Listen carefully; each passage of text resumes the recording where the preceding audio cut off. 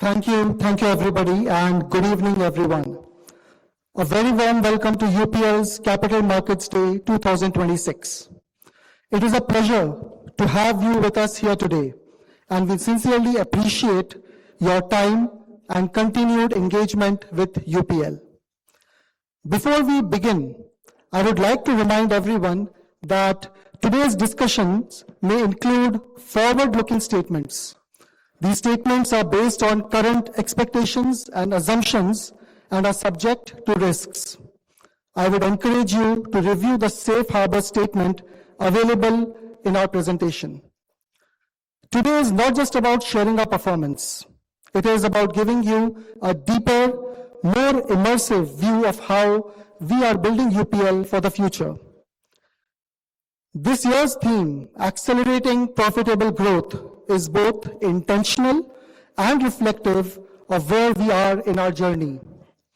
Over the past year, we have focused on strengthening the fundamentals of the business, driving operational excellence, sharper capital allocation, and enhanced margin improvement.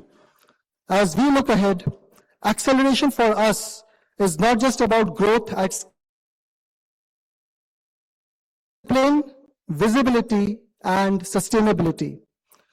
Today, we bring together the full strength of the UPL ecosystem, UPL Ltd, and our platforms that are UPL Corp, UPL SAS, Advanta, and Superform. Each of these platforms play a distinct role, but together they represent a more integrated, agile, and future-ready business model, one that is designed to unlock value across cycles and geographies. Let me briefly walk you through the flow of the evening.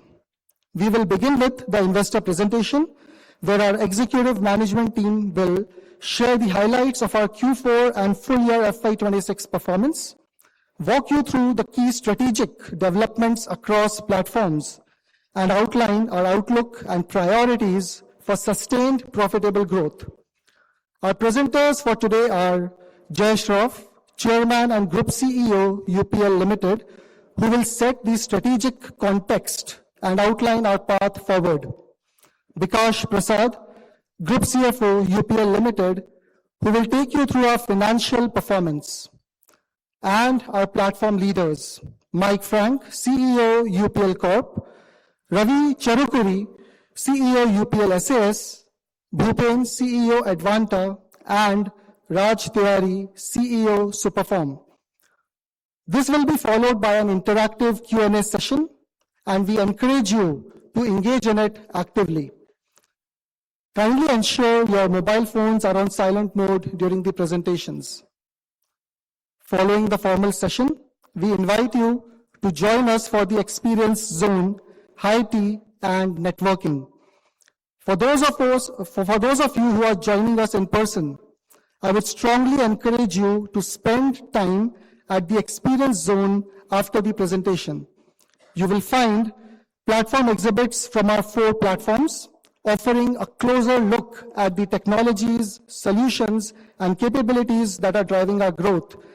Hashtag a Farmer Can initiative, which reflects our belief that farmers are not just participants, but heroes in climate action and sustainability. And of course, the Edible Labs experience, a curated food experience that brings together innovation, sustainability, and essence of our ecosystem in a unique and engaging way. You may also step into the lawn with your favorite gourmet selects to network and enjoy the twilight. We hope this evening gives you a more tangible experience of how UPL impacts farms, food systems, and everyday lives. With that, let me now invite Jay Shroff, Chairman and Group CEO, UPL Ltd, to take the stage and share how UPL is accelerating profitable growth. Jay, over to you.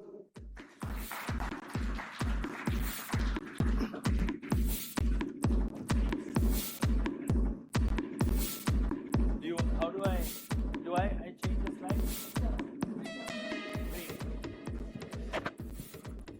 Thank you, Anurag. Pleasure to be here. and to see a lot of familiar faces. The world gets more chaotic and farmers are getting more stressed. As you can see that while we have some upsides, the cost for farmers is continuously going up and prices are not improving too much. In the last 30 days or so, we've seen some improvement, but the stress in agriculture continues. In spite of this, UPL continues to grow. Today, the reason for our success is the hard work of our team and continuous innovation. Today, we lead the innovation index in the world with about a 30% portfolio, 20% innovation index, and also driving a lot of developments and industry-leading initiatives across so many platforms, whether it's our seed business, our specialty chemical business, our crop protection business, or an India business. The innovation rate is driving this great success. I'm very happy to report the numbers which you have seen. The team has delivered excellent numbers, and we today have achieved our primary focus was deleveraging the company and continuing to grow profitability. We have, in the last year, continued to drive the transformation which we need in agriculture. Today, farmers not only feed us, but can also drive climate initiatives. And we have presented at UPL, we are continuously driving the initiative around rewarding farmers for sustainable behavior. We need to make it easier, and that should be a second income stream for farmers. We are incentivizing so many industries like solar energy, EVs, etc. We need to reward farmers. And I'm very happy to say that most governments, most countries, most heads of state are agreeing with that. We have had a lot of meetings at WEF. We recently had meetings in South Africa and in Europe, and we continue to drive engagement with various thought leadership institutes like Oxford University and many other institutes. Farmer Can was our campaign which we launched in COP30 in Brazil, and it was very well received, particularly by our constituents who are distributors, dealers, and farmers, and also many of the agriculture ministries and governments, where we were talking about how a little bit of initiative, little bit of reward, and support with technology can drive a huge transformation in agriculture in terms of soil quality and decarbonization. We were the first company to be able to get carbon credits for farmers in South Africa, and this was an amazing achievement by our team, and we believe that this program will continue to spread. We've had many discussions with governments in India, in state governments as agriculture as a state subject, and they are all willing to reward farmers for sustainable behavior. And as you know, UPL is a world leader in sustainable technologies. We have a whole portfolio of technologies, and we are continuously investing in technologies to make farmers more resilient and more sustainable. We are really happy to announce the portfolio of technologies around reducing fertilizer use, and I was so happy to see Prime Minister's statement this morning about reducing the use of fertilizer. We believe that we have the solutions which can actually 30 to 40% reduce the use of fertilizer across crops. And we have launched these technologies in Brazil, Argentina, and many other countries, including India. Let me go back. And of course, we are ranked #1 on the Dow Jones Sustainability Index. We also worked with President Infarandi in Guyana to launch a crop insurance scheme to really encourage farmers to increase yield. My commitment to him was to cross 1 million tons of rice production in one of the countries which is going to be one of the richest countries in the world. But the president is completely focused on on agriculture, and he wants to continue to have that as an important subject. Need for food security continues to remain important. The world is going through so many challenges, and I believe that companies like UPL are much more future ready than anybody else. And I believe that even though we have these current challenges, which are, we had US tariffs, we had the Iran crisis, we have other challenges which we don't know going to come, but are going to come for sure. But I don't think any other company is more future ready than UPL.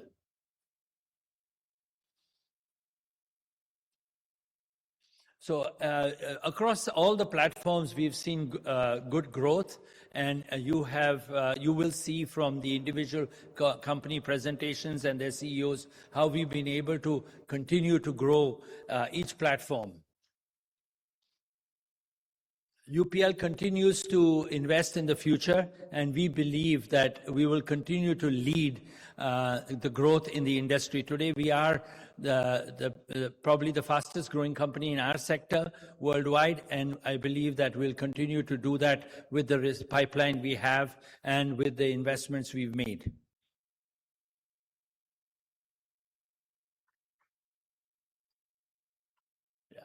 So crop protection, we are focused on a sustainable portfolio with our fertilizer substitution, our sustainable technologies around soil health, our seed production, innovation, our germplasm expansion, and our deco integration. On specialty chemicals, we continue to add different customer platforms, like as we've showed you in the video, we're adding oil industry, the paint industry, pharma industry, fire retardant industry. So we are catering with our strong manufacturing background and our backward integration. We are able to be completely globally competitive and are able to continue to grow that business, and is going to be a substantially stronger business going forward. I hand over to Vikas, please.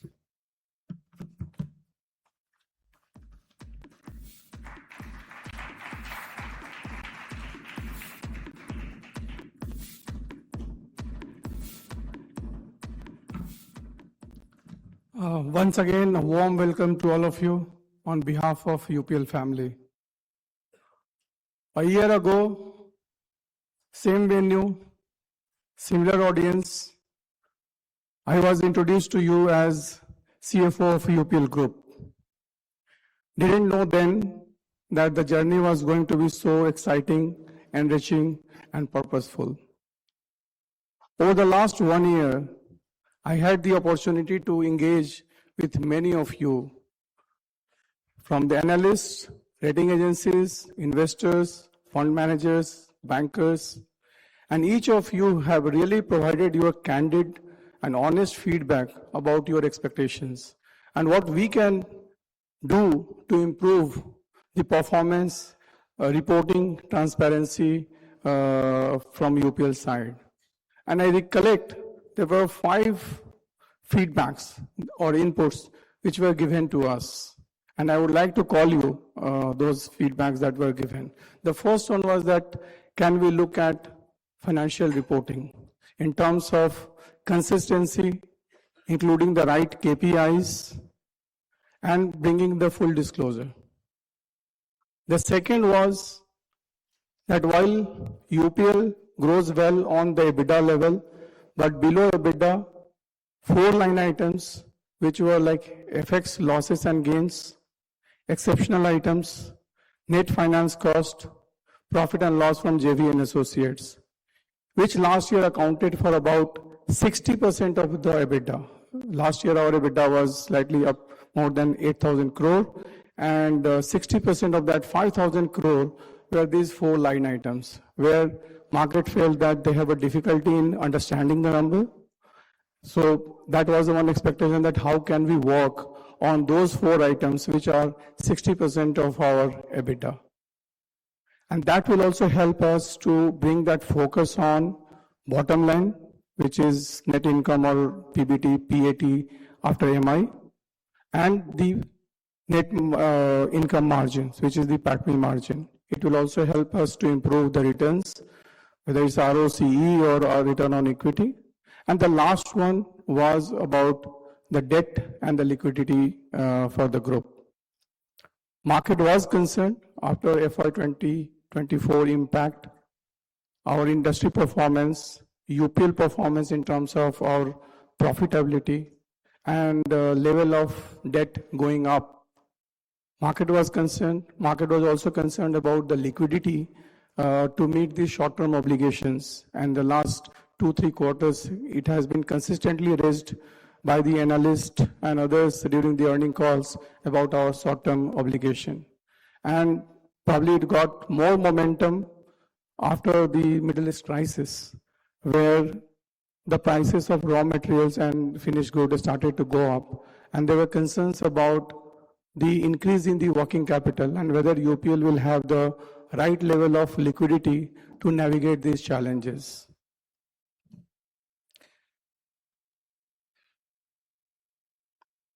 In the subsequent slides, I hope we'll be able to answer some of the questions and queries that you had, and the valuable inputs and feedback that you provided. We took it very seriously and tried to work on most of them.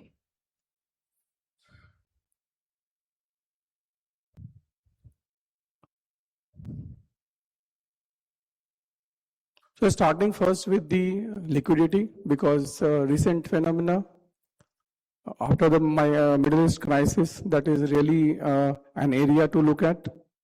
We had $500 million of repayments due on 30th of March. Happy to announce that this entire $500 million of loan that we had, we repaid it using our internal cash accruals, and we didn't have to refinance it. It was paid completely out of our internal cash accruals. We had $400 million of loan obligation maturing in September 2026. We have successfully discussed and extended this loan by 3 years. So now the maturity of $400 million is till March 2029. So we have now converted this short-term obligation into now long-term. What we have also done, considering that potential increases in the raw material prices, FG prices, and potential increase in the working capital, we have also created cushion in terms of having $300 million of committed revolving credit facility. That is as a cushion in case cash becomes very critical, or else this also come as a cushion to meet our next obligation, which is there in December of $500 million. So the $1.4 billion of short-term obligation that we have, for this entire next 12 months, we have $500 million to repay, out of which $300 million of committed lines we have already put in place. With this, I feel that market will feel extremely comfortable with the level of liquidity that we have built in, with the change in the maturity profile of our loans to only $500 million as a short term, with $300 million of committed lines. I think this will put the concern to rest. In addition to that, what we did during March, when the crisis was at peaks, not just that we were able to change the profile, we got the refinancing and the additional lines at a better price than what we got when we were investment grade. It shows the trust in UPL by the market, by the banks. It was a club deal, and it was executed successfully. Over and above the liquidity, throughout the year, we have been very, very disciplined on our cash management, on our deleveraging plan. Starting May 2025, we had the perpetual bond, which was falling due in May. We redeemed that on the first call date. The entire $400 million of perpetual bonds, we were able to redeem that, and that also through our internal cash accruals. In between, we had the balance rights issue proceeds of $200 million that we got it. So during this year, we have been able to repay $400 million of perpetual bonds and $500 million of loans, so $900 million. So that really helped us to reduce our gross debt for this year by $850 million and the net debt by $400 million. So this is just to give a quick update on the liquidity, where many of you were concerned and have been raising questions and concerns about our repayment obligations and how we are going to meet that. And especially after the Middle East crisis, we got many such concerns from all of you. Moving now to our Q4 results. You all know that last year Q4 was stellar for us. It was exceptional Q4 last year. But again, happy to present to you that over a very strong base of last year, we continue to grow and deliver. So Q4 of this year, we grew our revenue by 18%. We grew our EBITDA by 13%. And we grew our net income, which is PATMI, by 18%. So double-digit growth on all the KPIs. What is heartening to note that our contribution margin continued to improve. So last year we had improved our contribution margin on a full year basis by 500 basis points. During the entire year we continued to improve our contribution margin, and not just one quarter, but if you look at our Q1, Q2, Q3, all the 4 platforms have improved their contribution margin compared to the previous year. And that journey continued in Q4 as well, where we have been able to improve our contribution margin by about 50 basis points. So while we got a very decent growth, both in terms of revenue, contribution, EBITDA, and net income, I just wanted to call out that considering the current uncertainty, farm level stress, and distributor credit concerns, as a group, conservatively and as a prudence, we have provided 350 crores as provision for doubtful debt, which is part of the SG&A. So you can see that the SG&A has gone up by 27%, and that also reduced the EBITDA growth to 13%. If adjusted for the conservative or prudent provision that we have made during Q4, our EBITDA growth would have been 22%. And our EBITDA margin, which ended at around 19.9%, would have been 22%. So very good quality of earnings that we have seen in Q4, and we would like to continue with the same trajectory going forward. Now we'll come to the full year results. Just our balanced scorecard on a full year basis. As you would have noticed that our revenue on a full year basis against a guidance of 4 to 8% grew by 11%, largely led by volume. Our contribution grew by 17%. Our contribution margin grew by 220 basis points. Our EBITDA grew by 18% against our initial guidance of 10 to 14%. And upgraded guidance of 12 to 16% that we gave during Q2 of this year. Happy to inform and present that we finally closed the year with 18% EBITDA growth. But more importantly, our EBITDA margin also continued to improve. And that led to have a better performance on the bottom line. So below EBITDA, all the 4 items that you had talked about when we had meetings with you and engagement with you. Again, happy to inform you that below EBITDA line items, which was totaling to around 5,000 crore, this year we have been able to reduce that same cost by 1,300 crores in around 28% of the total cost versus last year. We have been able to reduce on the 4 components below EBITDA line item. And that really helped us to improve our profit before tax, which is now almost at a 4 times versus last year. We are very satisfied with the improvement in our bottom line. If you look at our reported PATMI, which also grew, which doubled compared to the last year, our operational net income or operational PATMI grew by over 2.5 times. As you recall, last year we had one-off tax provision reversal of 592 crores. Adjusting for that, an exceptional, our operational PATMI improved by over 2.5 times.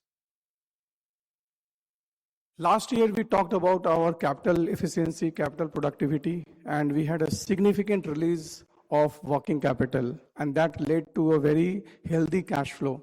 We continue with that journey, and this year also, if you look at it, our working capital cycle time has been range bound. It is marginally up by 4 days.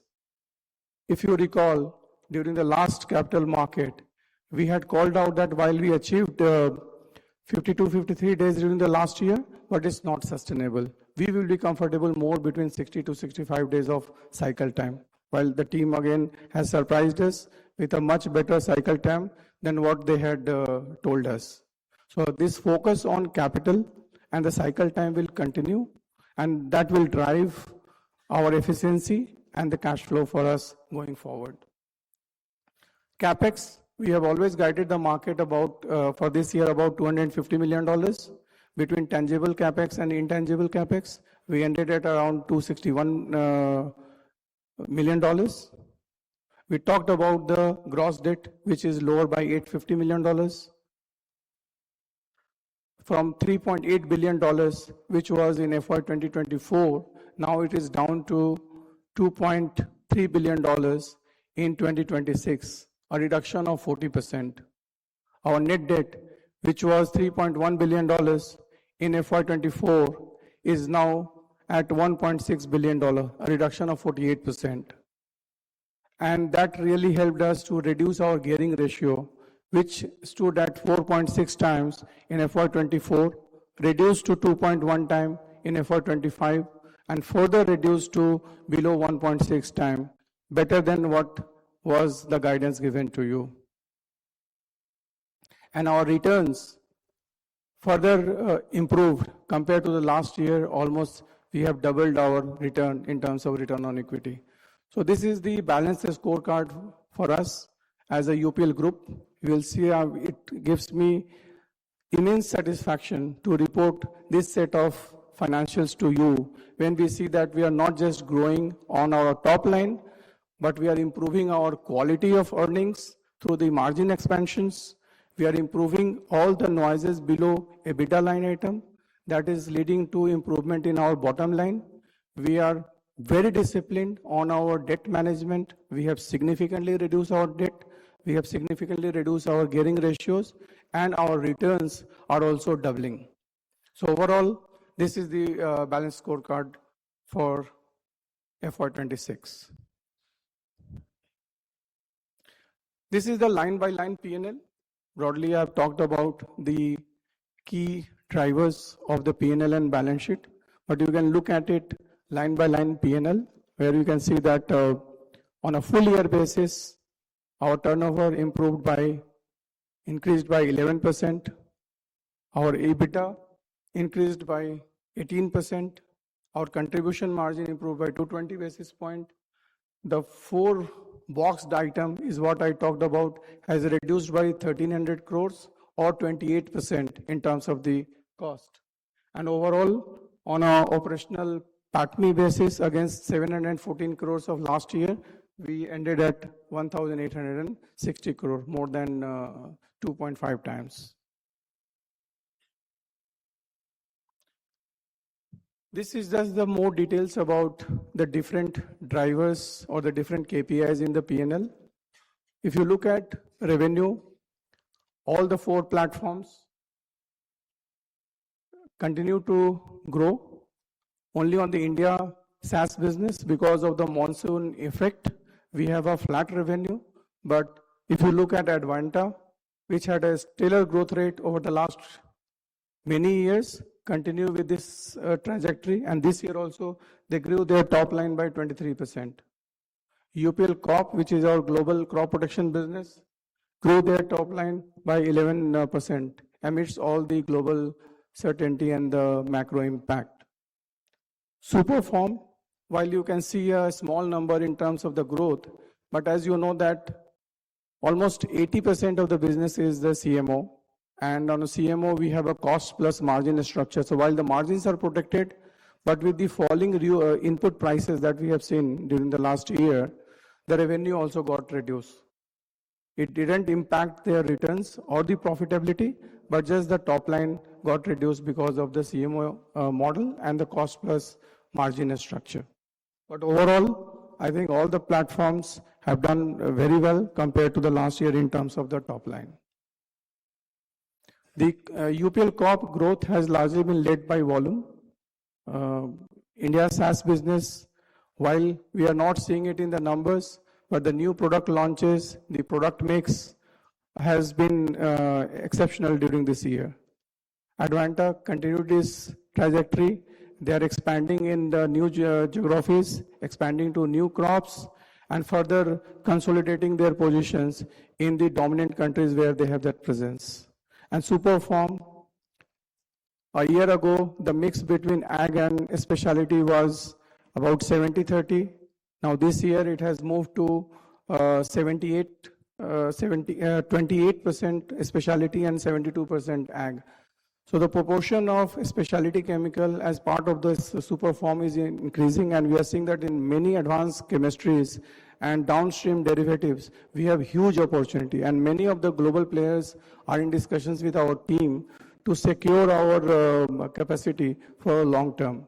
And this business comes at a much higher margin compared to the AgChem, where we have because of the contract plus margin model, cost plus margin model, the upsides are limited. So on the ag side, you will see around 12 to 13% margin. However, on the specialty, you will see that the margin profile will be between 18 to 20% EBITDA. And this share of specialty into total Superform is increasing, which changed from 20% share of a specialty now to 28% during this year. And that uplifts the overall margin profile of Superform. This is region-wise cut, where you will see that all the regions across all the platforms that we have continued to grow. And this year it's a very broad-based. Each region has grown compared to the previous year, whether it's a LATAM business or it's North America or it's Europe or rest of the world. All the regions have grown compared to the previous year. So that gives more comfort that it's not dependent on one particular platform or one particular region. It is broad-based across platforms, across region, and hence it is more resilient and sustainable. If you look at the contribution margin, again is similar trajectory like turnover or revenue. We'll see that each platform has improved both in terms of absolute contribution, in terms of contribution margin. All the four platforms have improved. Advanta is already at a very strong contribution margin at around 56-57%. They have been able to hold on to it and maintain the same margin. But all other platforms, you can see that, have also improved compared to the previous year. Coming to EBITDA, story is again consistent. All platforms have improved compared to the last year, and more heartening is to see the improvement in the EBITDA margin, which is a reflection of the quality of the business that we are building or we have built. So the contribution margin, so EBITDA margin continue to improve, and that is leading to absolute increase in EBITDA. This is just to show you a waterfall on our net income, which was 714 crores last year, which increased to close to 2,000 crore this year. The two rates that you see, one is on the depreciation and amortization, which was due to the planned capex that we have and the planned increase on the P&L. The second is taxation, because we have made more money, so the tax cost is more in our P&L.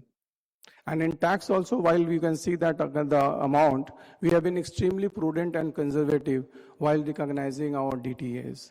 So in some of the difficult locations where we have lesser visibility about recoverability, we have been very, very prudent and we have not recognized those DTAs. And those DTAs recognition can be a potential for us in the future. Moving to the balance sheet and the cash flow statement. If you look at the balance sheet, the left side is in the INR and the right hand side you can see is in the US dollar. I just want to call out that this year the currency has moved a lot. So while on the P&L basis, on a weighted average basis, the currency has moved between last year of 84 to 88, a change of around 4 to 5%. It has not moved much. But on the balance sheet, the last year closing rate was 88, and this year the closing is 94.5. So almost 10% devaluation on the balance sheet rate.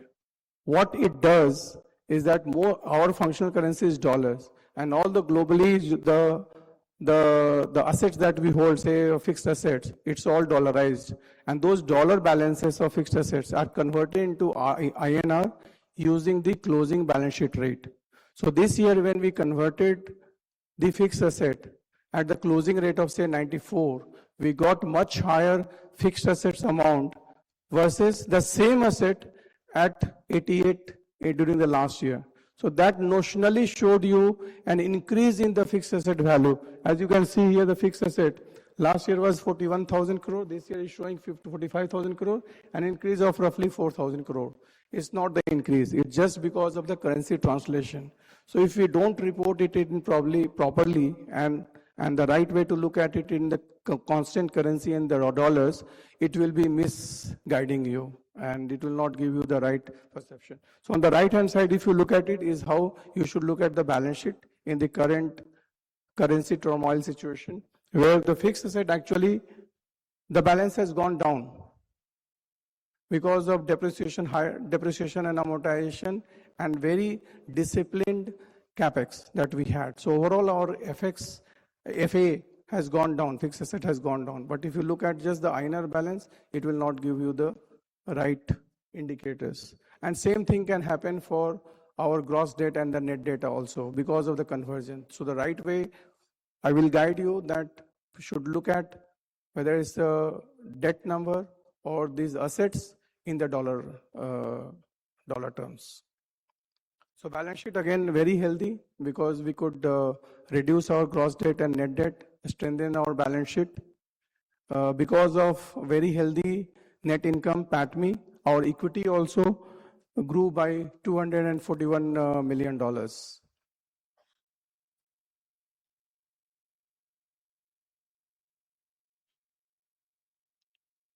As a company, when we reflect on our capital structure and the funding mix, we just want to ensure that all the long-term assets are fully funded by long-term sources of capital, so that even in any adverse impact, any adverse macro situations, we are not exposed to capital and liquidity. So in this case, all our fixed assets and the working capital is largely funded by long-term sources of capital, which is the long-term loans and the equity. The balance, which is cash and some other components of the balance sheet, are only getting funded by the short term. Otherwise, we have the full resilience of our capital structure and the funding mix. And we will not be prone to any impact if global macros change and the liquidity dries out. I talked about our focus on cash management, on working capital, on capital efficiency. So if you look at last year versus current year, we broadly maintained the same level of efficiency at 57 days. Still, I feel that 57 days is very difficult to maintain. It should be somewhere around 65 days of cycle time. But the team is taking the aggressive targets and they are delivering it year on year. We talked about the debt and the gearings, where you can see that our net debt to EBITDA dropped from 2.1 times to less than 1.6 times. And also our net debt to equity reduced from 0.5 times last year to 0.4 times this year.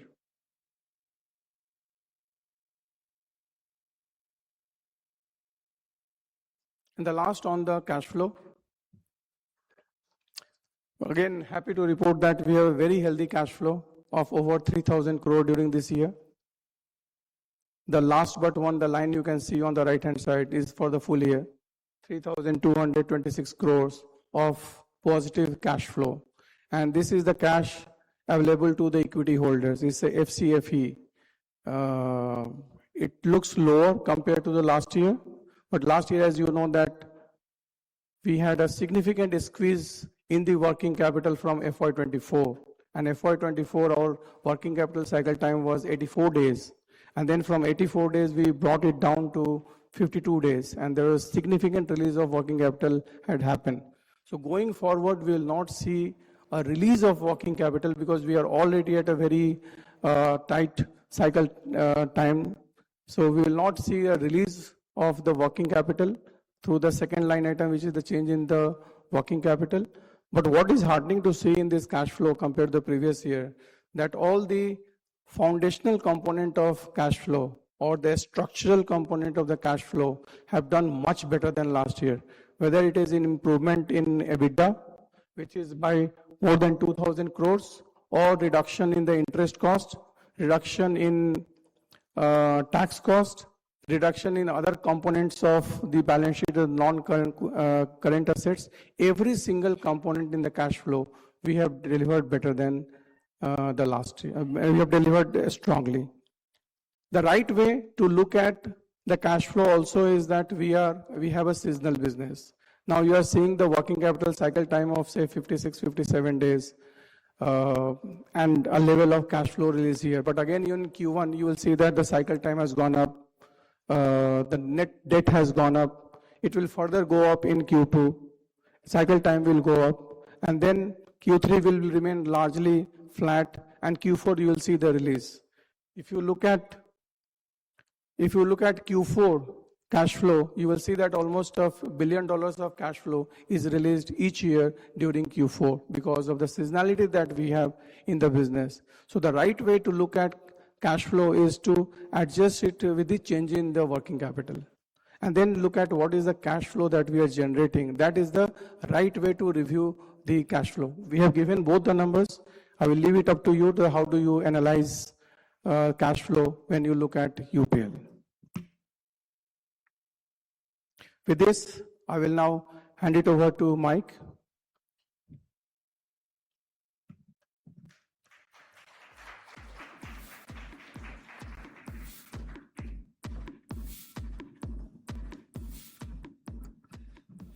Thank you, Bakash, and thank you, Jay, for those very inspiring remarks and the strong performance. What I'll do over the next few minutes is give an overview of UPL Corp, our global crop protection business, looking back at FY26, both Q4 and full year results. I'll then talk about what we see as opportunities in FY27, and I'll end the presentation on our very exciting innovation and our pipeline that we see ahead of us. Bakash started by talking about the last 12 months, and maybe I'll start by talking about the last 36 months. As I think about the global crop protection industry, it's gone through an incredible cycle over the last 36 months. You know, this time 3 years ago, as China was opening from COVID, suddenly we could see that there was a situation of overcapacity with many active ingredients, and prices quickly began to fall. And at the same time, because there was constraints leading up to that point, we realized that distributors and even farmers had been overstocking crop protection products in their warehouses and on their farms. And so there was an incredible correction that needed to happen. And it took about 18 months for that correction to take place, where there was higher returns, there was rebates, there was price negotiations, prices declined, and ultimately distributors destocked to get back into a normal inventory position. And we could see by the end of 2024, the global crop protection market began to stabilize. I would say by then it had hit the bottom and began to stabilize. And in 2025 and in our fiscal year FY26, we began to see many opportunities emerge. Even though the market hasn't rebounded, I would say it's recovered and it's stabilized, but we found many opportunities to introduce new technologies, to serve our farmer customers, and to disproportionately grow in a very challenging market. And so I'm excited to talk about our results for FY26. In FY26, our execution centered on operational excellence, working capital efficiency, customer engagement, and supply chain performance. And these efforts combined created an incredible opportunity for us. In FY26, similar to FY25, we continued our growth trajectory, improving the quality of our business and leading the industry in volume growth and in gaining market share. And in fact, in the last 6 consecutive quarters, we saw consecutive quarters of revenue, volume, and EBITDA growth that have led the industry in each of those quarters. Our focus on operational excellence resulted in improved capacity utilization and disciplined working capital management. Most importantly, we remained resilient, adapting to new challenges as we experience every day, as Jay talked about, as they emerged in this market, and now we assume market volatility is the norm. On the innovation front, in FY26, we launched more than 300 new products, generating over $160 million in sales revenue, which exceeded our targets last year that we talked about of around $130 million. Revenue from these launches alone represented about 4% of our total revenue last year, and we improved our innovation rate from 14% last year to 16% by the end of FY26, which means that 16% of all of our sales were products and technologies that we've introduced within the last 5 years. This encouraging performance reinforces that our strategy to serve customers through innovation and differentiated offerings is really delivering results. And in parallel, we delivered strong execution across our regulatory, digital, and organizational priorities. Regulatory performance remained robust, with more than 2,500 dossiers submitted through the course of last year and approximately 2,700 approvals globally.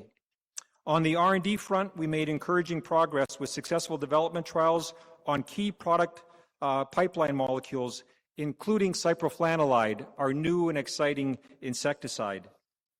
And then finally, our enterprise-wide digital transformation continues to scale with the launch of several digital tools, strengthening our engagement with the channel and with our grower customers.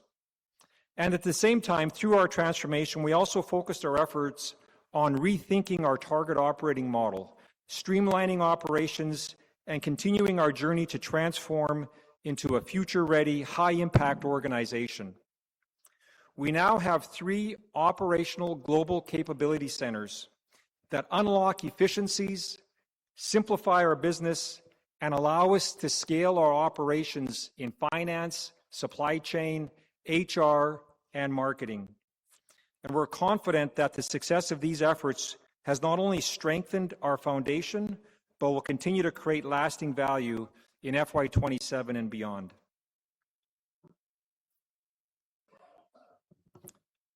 Our fourth quarter results show a strong performance, with fourth quarter revenue up 20% versus last year. This growth is driven by strong volumes across geographies such as Brazil, North America, Europe, and the Asia-Pacific geography. It continues to demonstrate our resilience, reinforcing the strength and effectiveness of our growth strategy. Our portfolio saw all key markets record significant volume growth, primarily in herbicides and fungicides. Herbicides benefited from volume growth in Brazil, North America, and Europe, with key molecules like clethodim and S-metolachlor. Fungicide growth was driven by sustained momentum with volumes growing in our fungicide portfolio in every one of our geographies. Also in Q4, we began to see a recovery in our insecticides portfolio, particularly our acephate-based brands in Brazil, where our differentiated products like Feroce and Perito and newly launched Propose and Constel performed particularly well. Also, revenue growth in our NPP business was driven by biocontrols and biostimulants, with growth in Europe and the Asia-Pacific geography. So despite a challenging market environment, we delivered growth, and we delivered a strong contribution margin improvement, improving overall contribution margins by 100 basis points. This margin was a result of supply chain efficiencies, lower COGS, and better capacity utilization. In Q4, our differentiated and sustainable portfolio grew by 25% versus the same quarter last year. Our sustainable portfolio posted 9% growth in revenue compared to the same quarter, driven by biocontrol volumes in Europe and North America. Our post-patent business also performed strong, with growth driven by key molecules across all geographies such as Asia-Pacific, North America, and Brazil. And on the back of strong volumes and contribution margin, our fourth quarter performance delivered a 13% improvement in EBITDA compared to the same quarter last year. For the full year, we delivered 11% revenue growth year on year, driven by industry-leading volume growth across herbicides and fungicides. Contribution margins grew by more than 250 basis points to 31.5% versus FY25. Turning to SG&A, we maintained strong discipline on discretionary spend, while continuing to invest in innovation, transformation, and growth-focused initiatives. I'd like to mention, as Bikash did earlier, that within SG&A, we did account for a much larger than normal amount of expected credit loss, or ECLs provision, in FY26 and in particular in the fourth quarter. SG&A was further impacted by FX headwinds, leading to a 20% overall increase versus last year. But even in this environment, we grew EBITDA by 20%, with margins expanding over 100 basis points.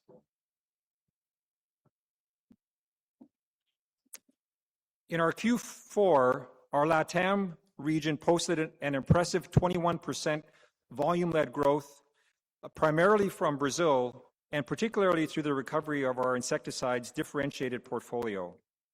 Elsewhere in Latin America, growth in markets like Argentina and Chile helped mitigate the impact in Mexico, which saw their crop protection market shrink by 10% this year.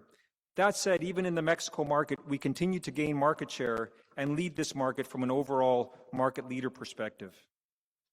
North America continues to experience strong in-season demand for our products, despite tariffs, which created uncertainties during the past fiscal year. The region reported 21% revenue growth, supported by strong herbicide portfolio, but really strong performance across every one of our categories. In Europe, revenue was up by 17%, boosted by favorable weather conditions, which supported applications of crop protection products, driving volume growth in fungicides as well as our biocontrol products in the region. In the rest of the world, which comprises really of Asia, Pacific, and Africa, we delivered a strong volume-driven growth of 23% in that region as well. So you can see that in Q4, we had strong growth across every one of our regions. Looking at the performance on the full year, North America led the way with an impressive 18% growth, while Europe delivered a solid 11% growth in the year. In LATAM, our volume growth was partially offset by market pricing headwinds, but we still posted an overall 8% revenue growth in Latin America. And in the rest of the world, Africa and Asia Pacific, we posted a strong 13% year-on-year growth in a very competitive market environment.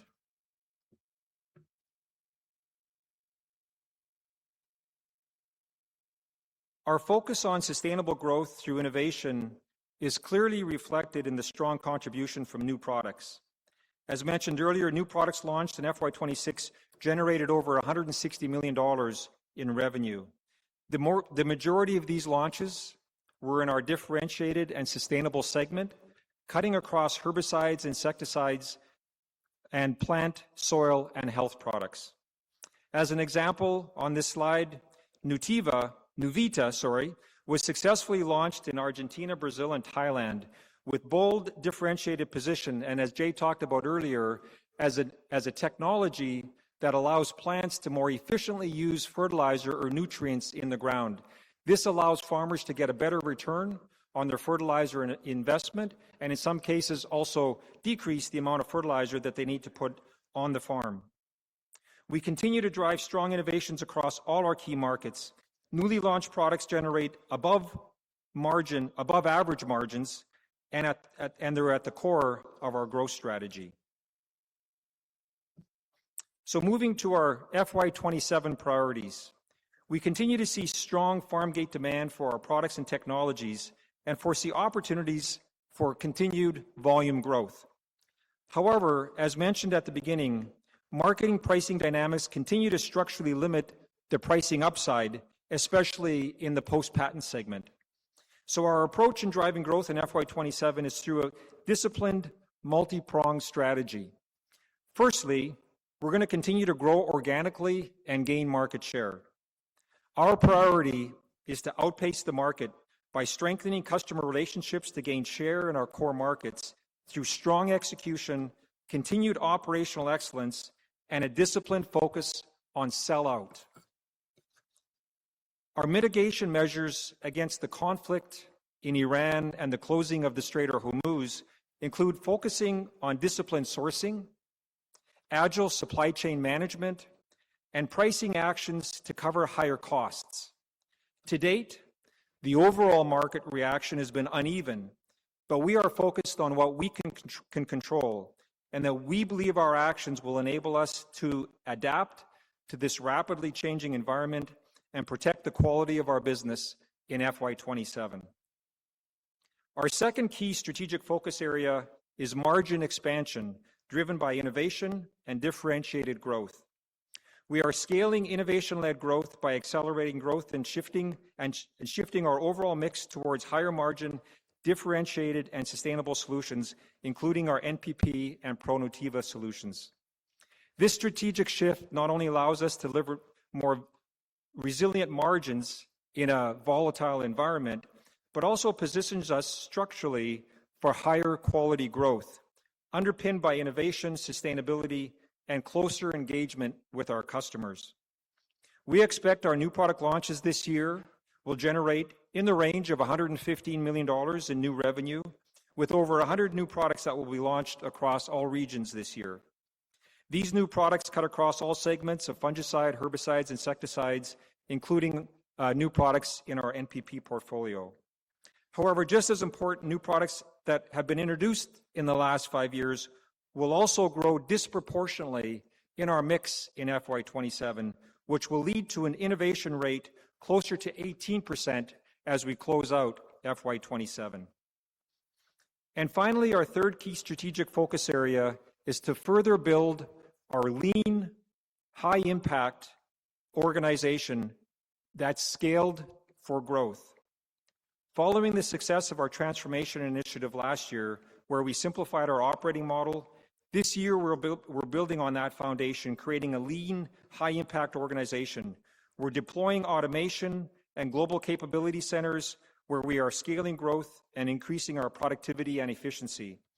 Our resilient business model and strong momentum gives us confidence that we can accelerate our profitable growth even in this challenging environment. The natural plant protection business remains one of our top priorities, and it's a key pillar for our sustainable growth. We remain focused on our ambition to grow faster than the market in our sustainable solutions segment, with an expected CAGR of around 12% between FY26 and FY31. This segment comprises biologicals, biocontrols, and biostimulants, and the portfolio carries products that helps our farmers improve soil quality, enhance plant health, reduce their carbon footprint, and builds greater resilience in their operations. Looking ahead, We have 10 new technologies in our national plant protection development pipeline, and we are pleased to report that we are on track to achieving close to our target of $700 million in revenue in this upcoming financial year. We're also confident that we can generate close to the $1 billion target we have in revenue for this segment by FY31. As a reminder, our crop protection and sustainable solutions pipeline is built around customer centricity and a balance between traditional crop protection and biosolutions. Our current pipeline value is approximately $4.4 billion at peak sales, of which around $1.5 billion will be actualized by FY30. What is particularly encouraging is the composition of our pipeline. At peak, around 80% of our pipeline is made up of differentiated and sustainable solutions, with about 20% coming from post-patent products. This reflects a structurally stronger portfolio built around innovation, biologicals, NPP, and sustainable technologies that deliver both grower value and attractive economics for us at UPL. We have 27 molecules in our development pipeline, with 5 new entrants since our last Capital Markets Day and 17 new solution platforms. So in summary, in FY26, it was a year of strong performance by our global crop protection business in a very challenging market. Our FY26 successes have given us momentum, and we will use this to compete profitably and deliver on our FY27 growth and EBITDA and cash flow commitments. Looking ahead, our strategy is very clear.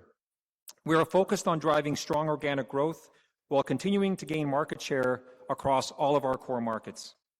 A key pillar is accelerating our NPP and ProNutiva portfolio as we shift the mix towards higher value, more differentiated and sustainable solutions.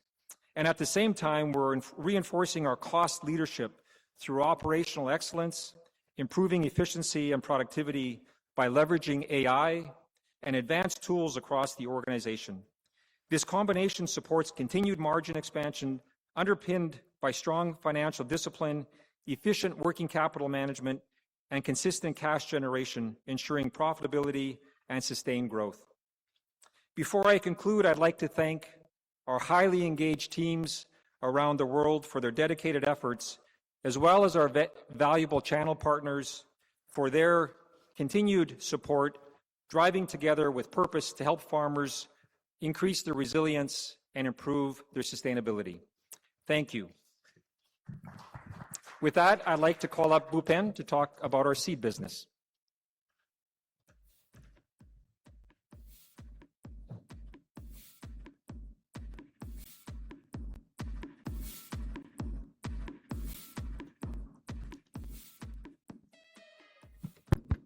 Thank you, Mike. It's an exciting time of the year where we love to present our hard work of 364 days. Our organization is engaged with the farmers day and night.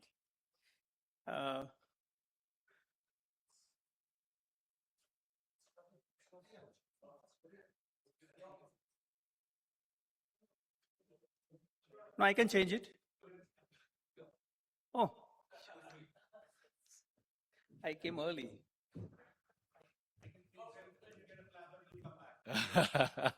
It's always a good mix-up to be mixed up for Bhupen. Good afternoon, everyone. I hope everyone is having a great time listening to the amazing work that's happening across platforms. My name is Ravi. I've been with UPL for a year and a few months. I took over from Ashish, and I want to give him a vote of thanks to say, you have given us an amazing foundation, and we are carrying forward the torch that you gave us. So that's the theme I would like to start with. It is this year that has been a year of continuity. It has also been a year of change. So let's dive into some details. The continuity was in driving operational excellence. First and foremost, it was on business quality. We improved margins quite a lot with both prudent pricing, but also with mix improvements. While we had sales losses from outgoing genericized older molecules and older formulations, we also drove newer products, more differentiated products with better margins, scaled them up quite significantly. We significantly drove working capital improvements on inventory, on collectibles from the market, as well as other operational improvements in terms of returns, etc. And finally, we completely aligned our sales force to sales becoming collected sales. It was always the case that we had that focus, but we also aligned our incentives internally. But we didn't just work on business quality, we also worked on the portfolio quality. Like I mentioned, we significantly drove new products to scale up at levels that had not been seen before. That led us to expanding our footprint on newer crops. Corn, sugarcane are lead examples, but we are also working on significantly diversifying our presence. And this is a theme you will recognize from last year's presentation too. We are driving for excellence in launches and scale-ups. We are also driving R&D partnerships to continue to improve our portfolio and continue to have new and differentiated molecules and formulations in our portfolio. Last but not least, we are using digital across everything we do. We are scaling up and significantly changing our key retailer reward program. We call it Family. But this will become our tool to encourage the right behaviors in the channel, which will hold us in good stead in the future.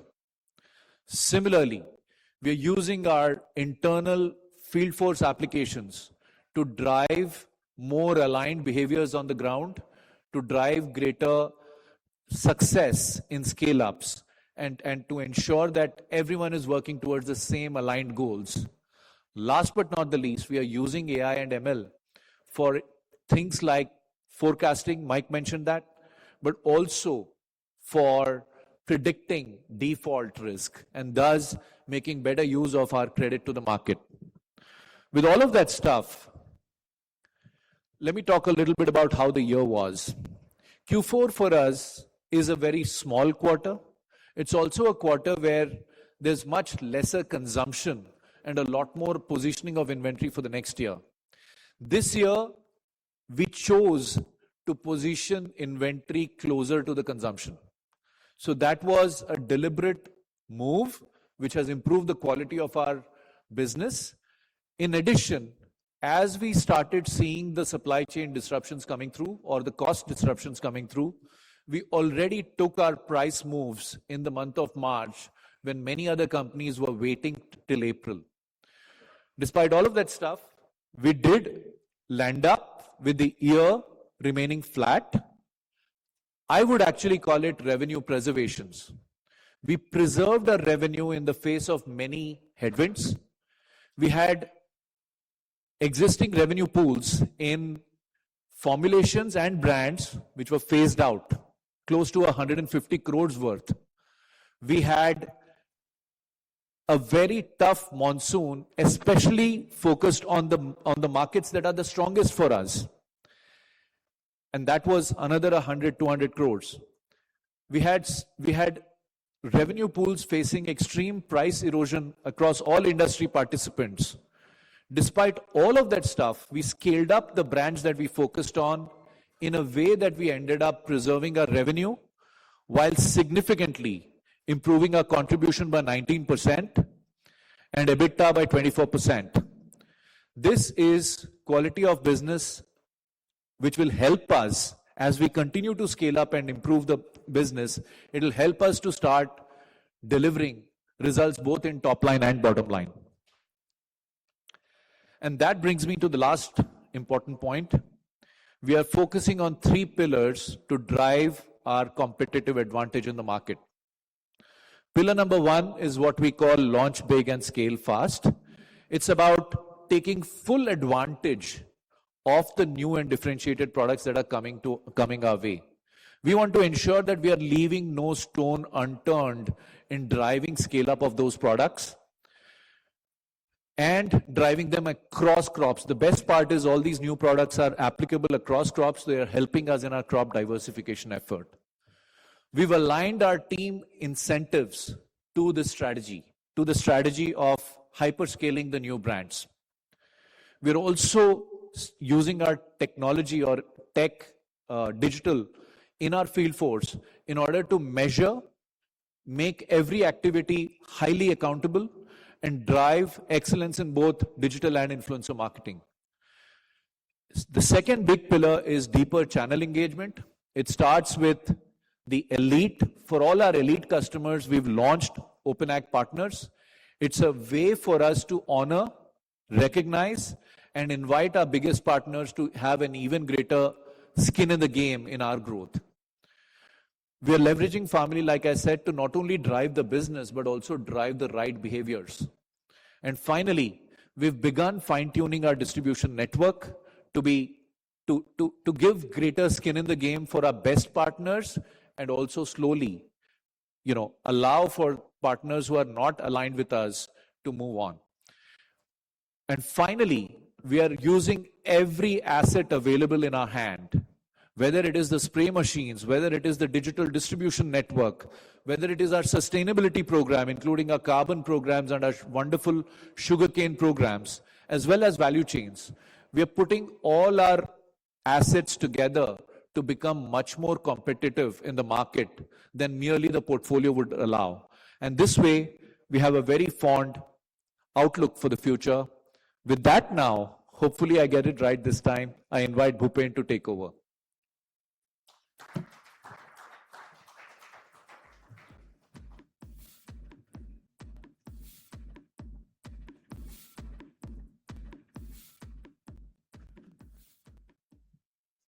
Thank you, Ravi. Welcome to Advanta.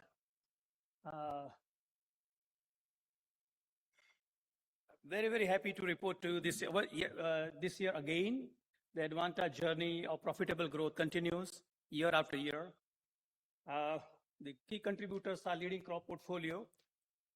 You are aware, Advanta's strategy has been diversified portfolio and diversified geographies.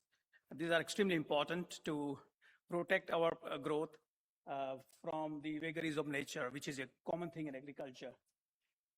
Another important point, which last year I reported and want to continue to emphasize, now Advanta is one of top 10 seed company in the world. Like UPL is one of top 4, top 5. Similarly, Advanta is one of top 10. And our roadmap to really scale up the ranking from 10 to 9 and 8 going forward is already constructed. The bridge roadmap is ready. This is possible because of our R&D team who's working very hard day in, day out. The innovation is our core of our strategy. We have now 900 plus hybrid varieties. In a couple of years, probably we will be hitting about 1,000 plus hybrids across 40 crops. Second important aspect of our strategy is diversified global footprint. Like we have a relatively, compared to UPL, our parent group, revenue is modest, but strategy is global. As a result of that, our presence is in all 4 continents. Advanta is present in Australia, Asia, Africa, Europe, and Americas. So blueprint is ready, and we are building up further is for the future growth. Our presence is multiple high growth geographies, extremely selective in identifying our growth trajectories, which we try to link to our strength, our germplasm, and our people. What is our core is, rather than having patchy growth scenario, we look for resilient and consistent growth year after year, which you can see last 10 years, track record of Advanta. Farmer first is a slogan almost all the organization talks about. We try to live in our DNA, day in, day out, right from our chairman, Jai, and all our team members, highly plugged in to key markets and key farmers all the time. Which help us to get the right pulse and take a right decision on time. Climate smart hybrid is a need of our. It's no more a futuristic project now. We are in April in India. We are experiencing historically high temperature. There was some report that globally 20 cities temperature highest, 15 are in India. And we feel it now. Similarly, the same impact is on the plant.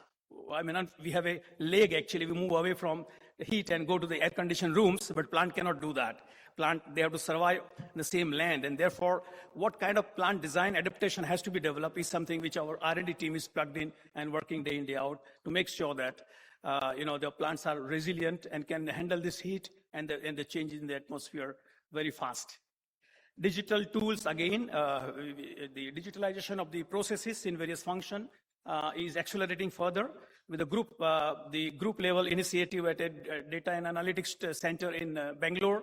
Our team is leveraging that capability very, very fast.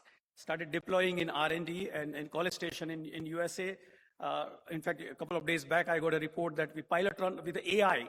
Our team in Argentina is running that, where we hired first AI engineer one female AI engineer in our team, and along with our business team, they started deploying AI agent in one process, and that process is onboarding the customer.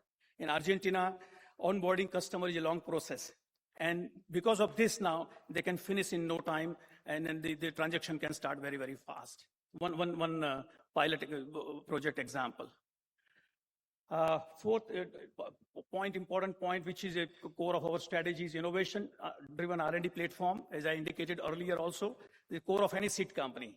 Seed company want to continue to serve the farmer on and on all the time. It's important that investment in R&D is continuous, which we continue to do that.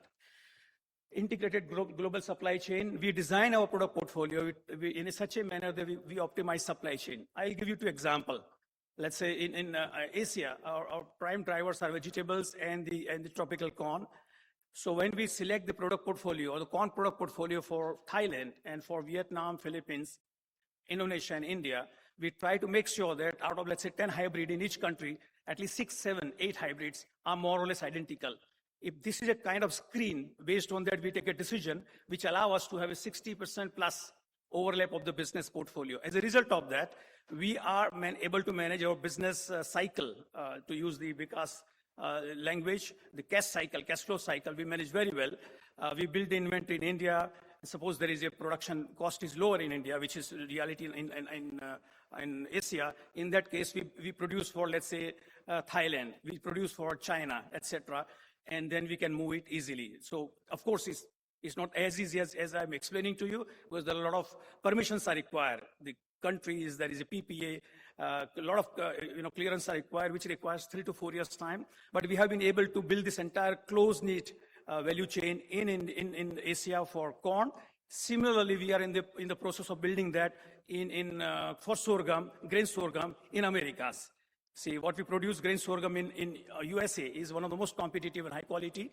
And there we are able to move to Brazil and now move to North Argentina. So the entire cycle, we are able to build that up. So this is extremely important for us, and that role of supply chain is very, very critical.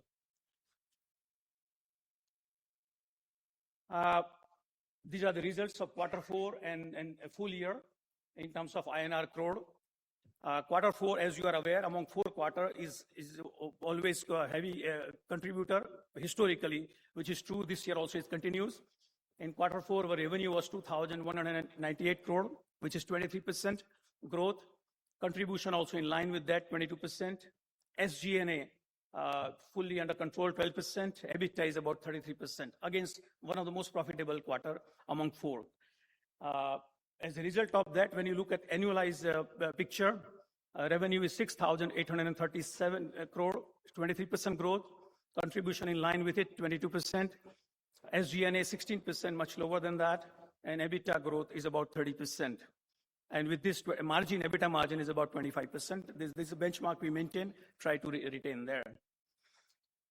Some of the comment on the revenue, very, very well balanced. The growth has come 12% by volume, and 6% via price, and 5% is Forex. So that's how this total is adding up to 23%. And in terms of crops, mainly by field corn, India, LAN, Argentina, and Asia.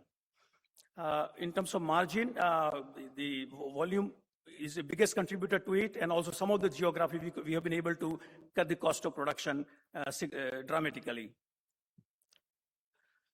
In terms of geographic contribution, in the Q4, you can see all the four continents have contributed, all green lines.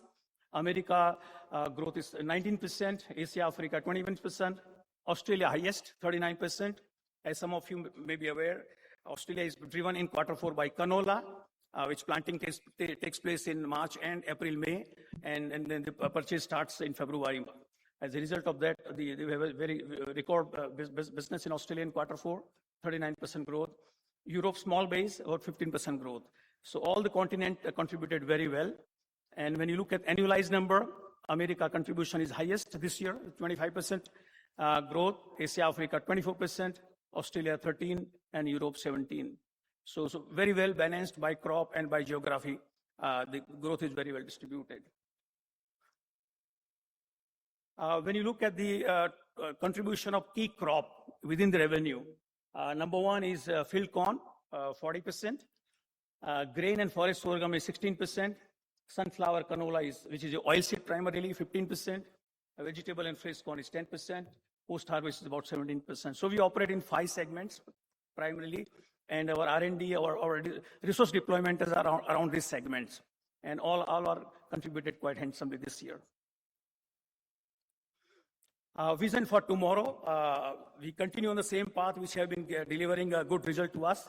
Product innovation is core, while core of seed companies genetics, but in genetics also there are various tools, double haploid came a year ago, and then now the GMO came, and now we have a gene editing coming up. We collaborate with many universities around the world to develop the product using the gene editing tools, and that innovation continues in R&D part of it. Wherever now we have very good product portfolio, we are now developing GTM and deploying resources in GTM to make sure that our penetration is very, very high. We have our product portfolio is addressable market is about 75 million hectare. Currently, we are covering about 12 million hectare. So still we have a lot of space to cover. And as and when we start deploying GTM resources, we start converting that opportunity into revenue. Scale post-harvest, a lot of opportunities there. Primarily, post-harvest is operating in Europe, America, the Chile, Australia. All the learnings which we have, opportunities there to really replicate in the Asia and African countries going forward. Before I close this presentation, I would like to thank farmers who are continuing express their support to us via regular purchase of the seed. Our own team, a dedicated team of the employees who are working day in, day out with the farmers. Without the contribution by the farmers and our team, results are not possible. Last but not the least, of course, the trust of the investors, promoters here towards Advanta. Advanta used to contribute about 5 or 6% of EBITDA a few years ago. Right now, the contribution of Advanta is about 20%, and I believe that it will continue to grow. Thank you very much.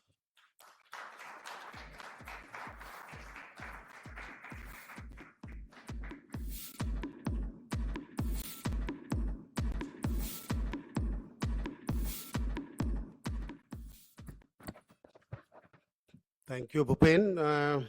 Good evening, everyone. Thank you for joining us today. Today, I want to take you through a Superform success story, a business that has grown with purpose, with discipline, and with a clear vision for future. A business that is accelerating profitable growth in one of the most dynamic segment of global chemical industry. Over the next few minutes, I will walk you through what we have achieved in FY26 and how our super specialty chemicals segment is outpacing the industry and why we believe the best is still ahead of us.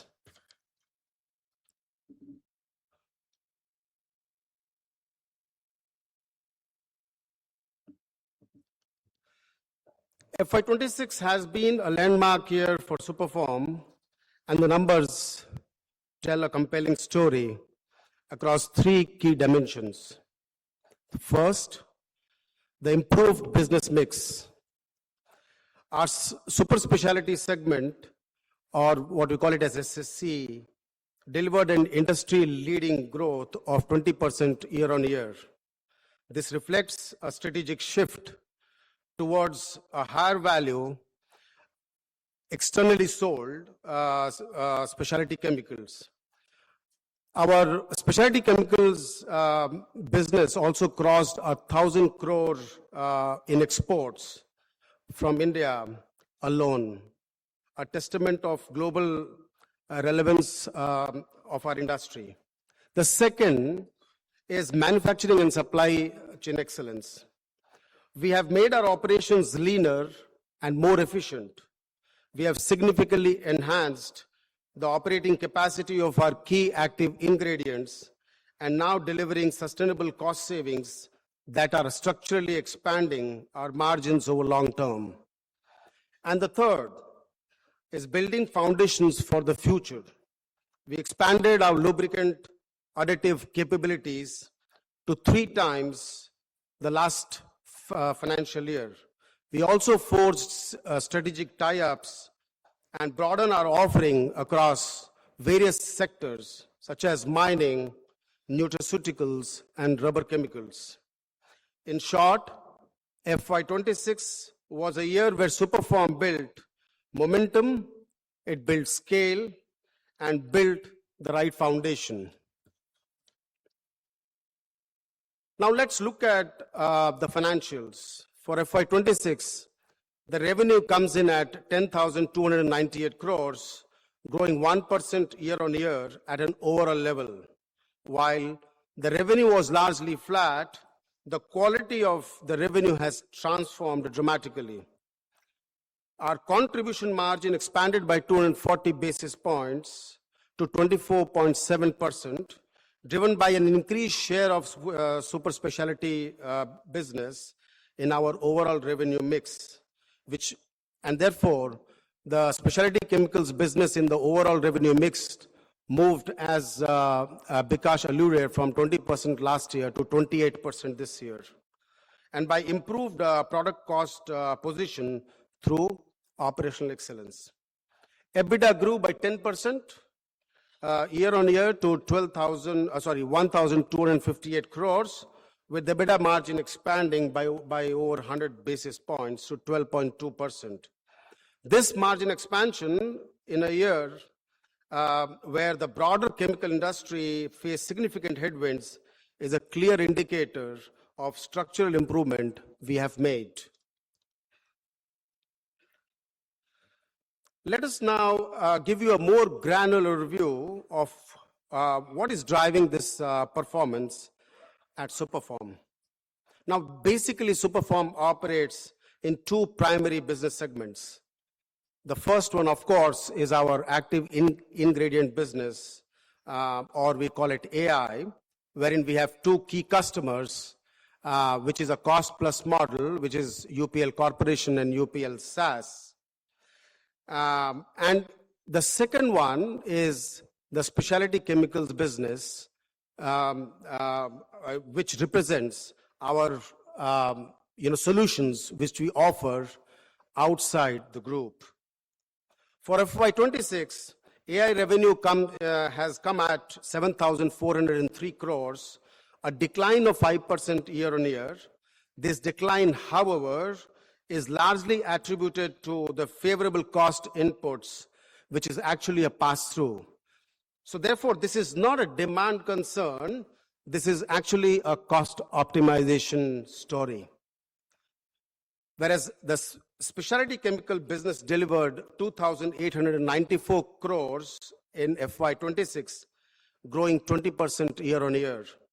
This growth was powered by 2 key engines: the contract manufacturing in the specialty chemical space. I mean, specialty chemical business has 2 kinds of model. One is the contract, the CMO model, and the second one is the solutions model, which we offer to our customer. Wherein in the lubricant business, lubricant additive business itself, we tripled our business last year. and a strong demand of our application across sectors such as mining, pharmaceutical, flame retardants, and of course, agrochemicals. Remember, in agrochemicals, we also have a CMO, which is non-group, which we do with other key players, other multinationals. The trajectory of specialty chemicals is remarkable. 20% growth in a year where industry peers struggle to grow in a single digit. This is what sets Superform apart. So where do we go from here? Let me share with you our strategic blueprint for FY27 and beyond. Built on three powerful pillars. The first pillar is vertical integration. We are moving decisively to own the key nodes of our supply chain. By internalizing high-value nodes, we will optimize cost, perfect margins, and build a more resilient business that is insulated from external supply disruptions. In the current context, with frequent supply disruptions has been the norm, this strategy becomes even more relevant. The second pillar is new product launches. We are making a deliberate shift from being a chemical company to being a solution-led company. Our pipeline includes exciting growth areas in nutraceuticals, flame retardants, paints, rubber vulcanization, and battery chemicals. All high growth and high value segments.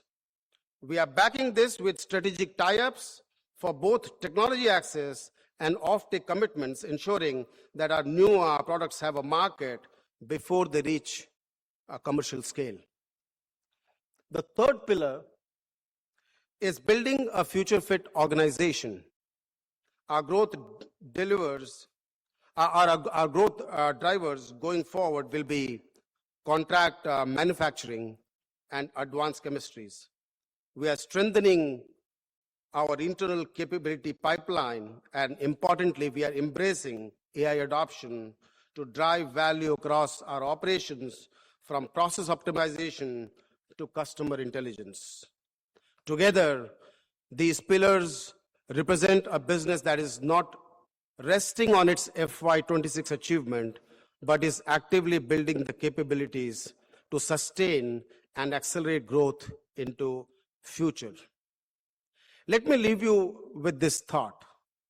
Superform is a business at an inflecting point. We have demonstrated that we can grow our specialty chemicals business at 20% plus growth rate year on year, well ahead of industry peers. We have expanded margins while investing in our future. We have built manufacturing capabilities, secured long-term partnerships, and laid strategic groundwork for the next phase of growth.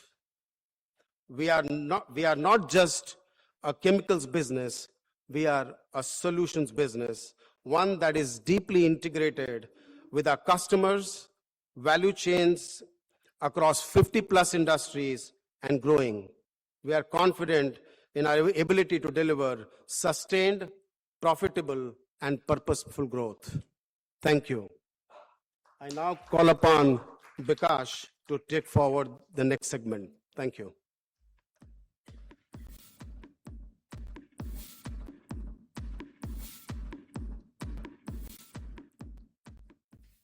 Just to recap,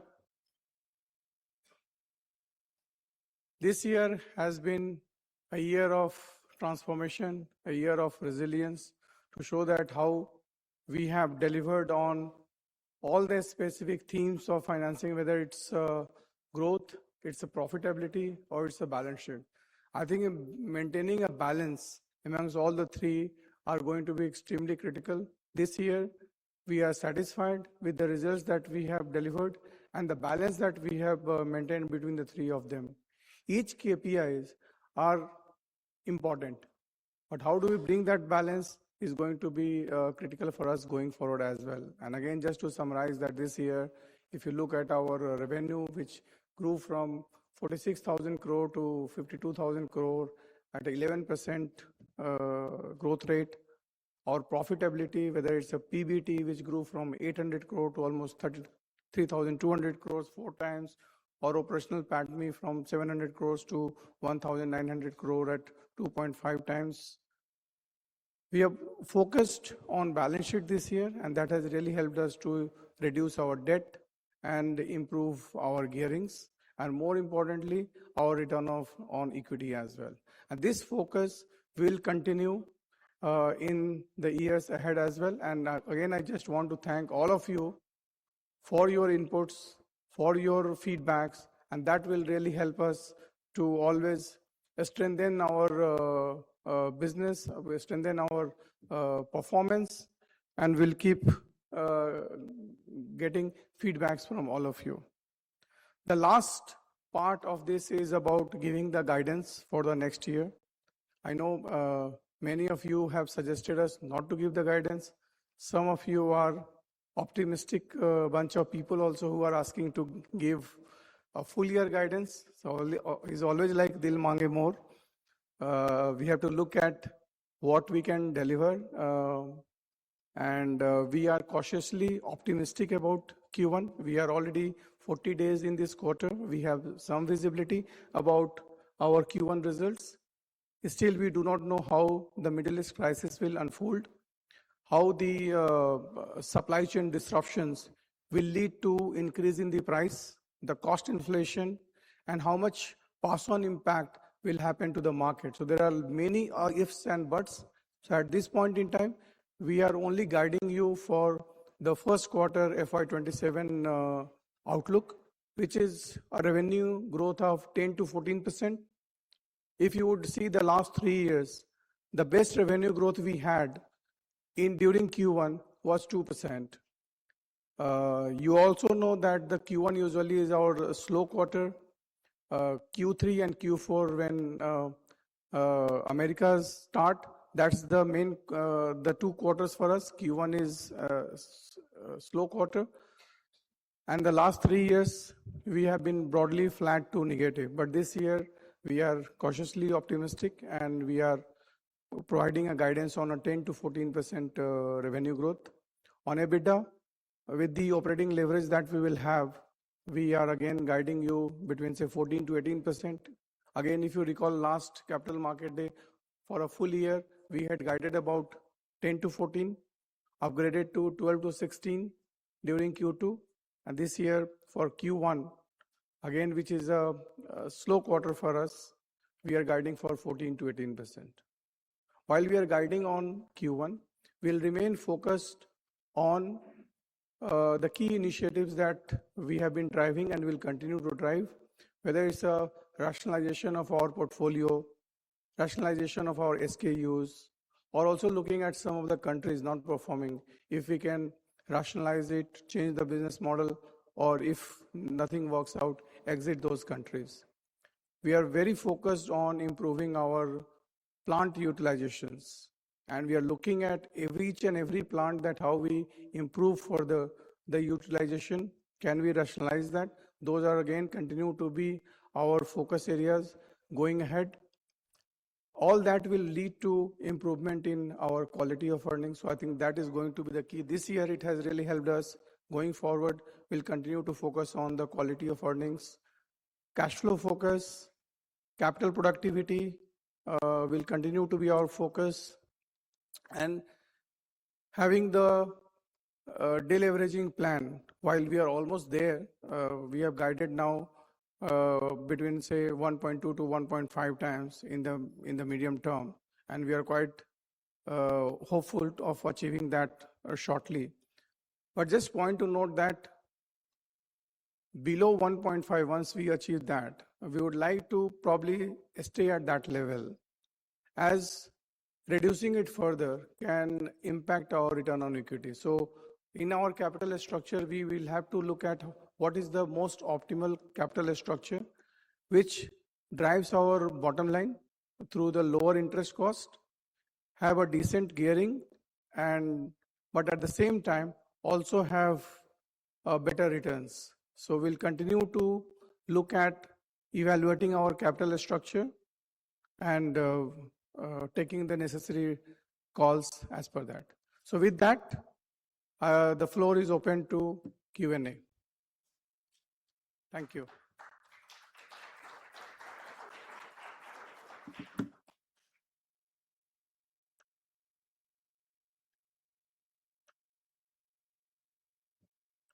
I will request if Jay, Mike, Bhupen, Ravi, Raj can join us on the stage.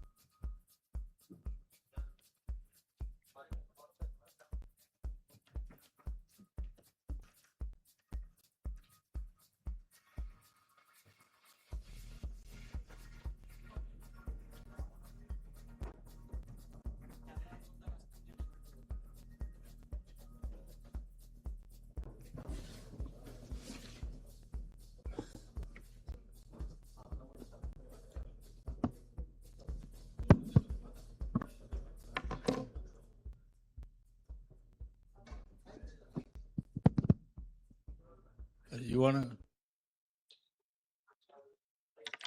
I hope you have some mics there.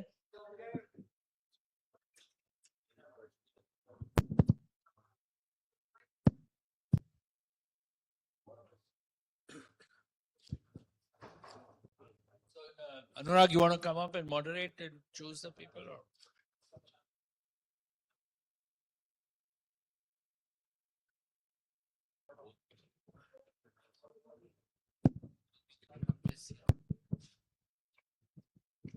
So thank you, everyone, for joining us. We can kick off the question. Anurag, you want to just find the people? Yeah, I think,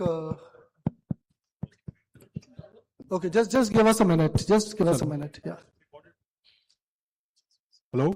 Yeah, I think the first question is from Saurabh from HSBC. Yeah, thank you for the opportunity and congratulations on a very good set of numbers. Obviously, the first question is on the guidance, right? So a bit peculiar way of providing the guidance for this year. 1Q guidance 10 to 14% on revenue and then increase of more than that on the EBITDA. Possible to break down in terms of how you are looking at the volume, pricing and currency, because currency there would have been a big factor when you think about the revenue guidance for this. And a related question is, while the EBITDA growth looks to be quite impressive for 1Q, but then when I look at the margins, it is still sub 15% margins, right? In the past, we have been doing almost like 20% margins in good years. So when the operating leverage kicks in for you now with this volume growth and other things, should have been the margins better? And does it concern for the rest of the 9 months in terms of EBITDA growth kind of declining to single digit? That's my first question. Bikash, would you want to answer that? So Q1 guidance is, obviously there are different platforms. We do see that the India SaaS business will have a volume growth. That Advanta will continue to have the volume growth for Q1. Our Superform business also will have a volume growth. Probably UPL Corp will be more stable because it's not the main season for them. So in terms of the volume, it will be largely flat. We will have positive price impact. coming from most of the platforms. We will have FX positive impact, which will be say between 7 to 9%. So these are the different components of revenue and the guidance that we have given. In terms of EBITDA, if you look at it, our Q1 EBITDA margin is always lower. And as it progresses, when we have the season starts in Q3 and Q4, then we see that EBITDA margin improvement. And on a full year basis, like say this year also, we are close to 19% after considering the one-off provision that we have taken this year. Otherwise, we are close to 20% EBITDA margin. But it's the seasonality. Q1, because the volume will be lower, the turnover number is lower, the SG&A will fully kick in, and that impact of the full operating leverage, we will see it with each passing quarters. But for Q1, some aspect of these factors have been considered while giving the guidance. So if I get it right, 7%, 7 to 8% is the currency impact when you think about the 10 to 14% revenue guidance. And what could be the benefit of currency you will be factored in when you think about the EBITDA growth for 1Q? So generally, currency reflects more pronounced way on the top line, but when it comes to EBITDA, the impact is much lesser. So what I'm trying to understand is because of these benefits of currency, that is the reason why the EBITDA growth is better than your revenue growth, or otherwise on a normalized basis it could have been a bit softer. At the EBITDA level also you can have a similar impact. So 6 to 7% of currency impact at EBITDA level. And what about the, so 1Q, 2Q, of course, are more India heavy and progresses towards the LATAM heavy mix. Last year, we noticed that the trade was much cautioned when we think about LATAM geography. We also booked ECL of about 350 odd crore rupees. How would you imagine the momentum in the LATAM for this year? How are you looking at your advanced orders? Are your advanced orders at a YY growth as we speak at this point in time? Yeah, so across the LATAM region, we are expecting FY27 to be a growth region for us. As I mentioned, in much of LATAM, the growth was muted at the industry level last year in countries like Mexico, largely because of the tariffs that the Mexican farmers dealt with early in the year last year. So that's kind of normalized now. So we do expect to see growth across the region. Now, managing our credit risk is one of our key priorities. We look at concentration of credit, and we're in some countries, say like Argentina, we're really managing our low margin products, and so that we're only selling medium to high margin products in some of those countries now. So we've got a variety of strategies that we're implementing across the region. Of course, it's a multi-country region. In Brazil, the Brazilian farmers will once again likely plant a record crop in the next 12 months. And, we have a strong position across the region. We continue to grow our business with the co-ops. We continue to grow our direct-to-farmer business, which is our Origio business, the joint venture we have with Bunge, where we're calling on the very large growers and selling a whole portfolio, including UPL crop protection products.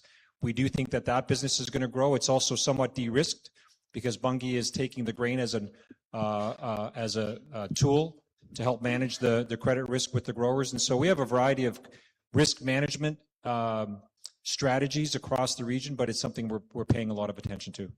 So how are the advanced orders looking like, specific in numbers on a YY basis? Yeah, so I would say we don't take advanced orders like we did maybe 2 or 3 years ago. The distribution is buying closer to the season. So as farmers get ready to plant, their soybeans in the September, October timeframe, the channel is negotiating now for deliveries in July, August. So some of that will potentially hit us in Q1, but Q1 for us in Brazil is mostly just the small in-season business. It's quite a small business for us. Q2 is when we start, stocking for the upcoming season. And so that the whole market in Brazil has moved much more to just in time, and that's how we've changed our business model there as well. Thank you. That is helpful. One last question, if I may. My question is to Raj. Raj, the inventories in the balance sheet seems to be higher than what it was last year. So is it a function of more finished stocks or more raw material given the current disruption that we are seeing globally? You're talking about inventory at the year end. Yes. So what's the question, sorry? No, I'm asking the inventories are higher YY basis. Is it more like more finished inventory that is sitting or more raw material that you might have procured given the uncertain times that we are witnessing?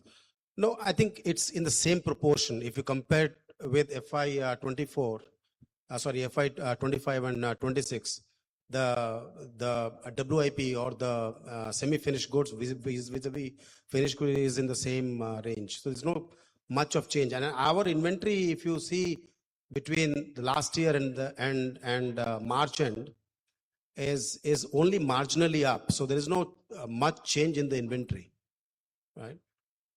So imagine a situation that the inventory that we would have procured from March onwards, and as we move into the further months, right? And there will be a moment when there is a cost deflation, just like it happened in 2023. So how UPL strategically, is thinking about to kind of navigate through this situation so that we don't face the problems that we faced way back in 2023? So, first of all, our always principle has been that we don't have any long-term commitments. We buy today and we live today. So therefore, our principle has been that, first of all, we are also a backward integrated company. So we buy largely the basic raw materials, of course, some intermediate as well. And what we do is that we do the value add and then sell.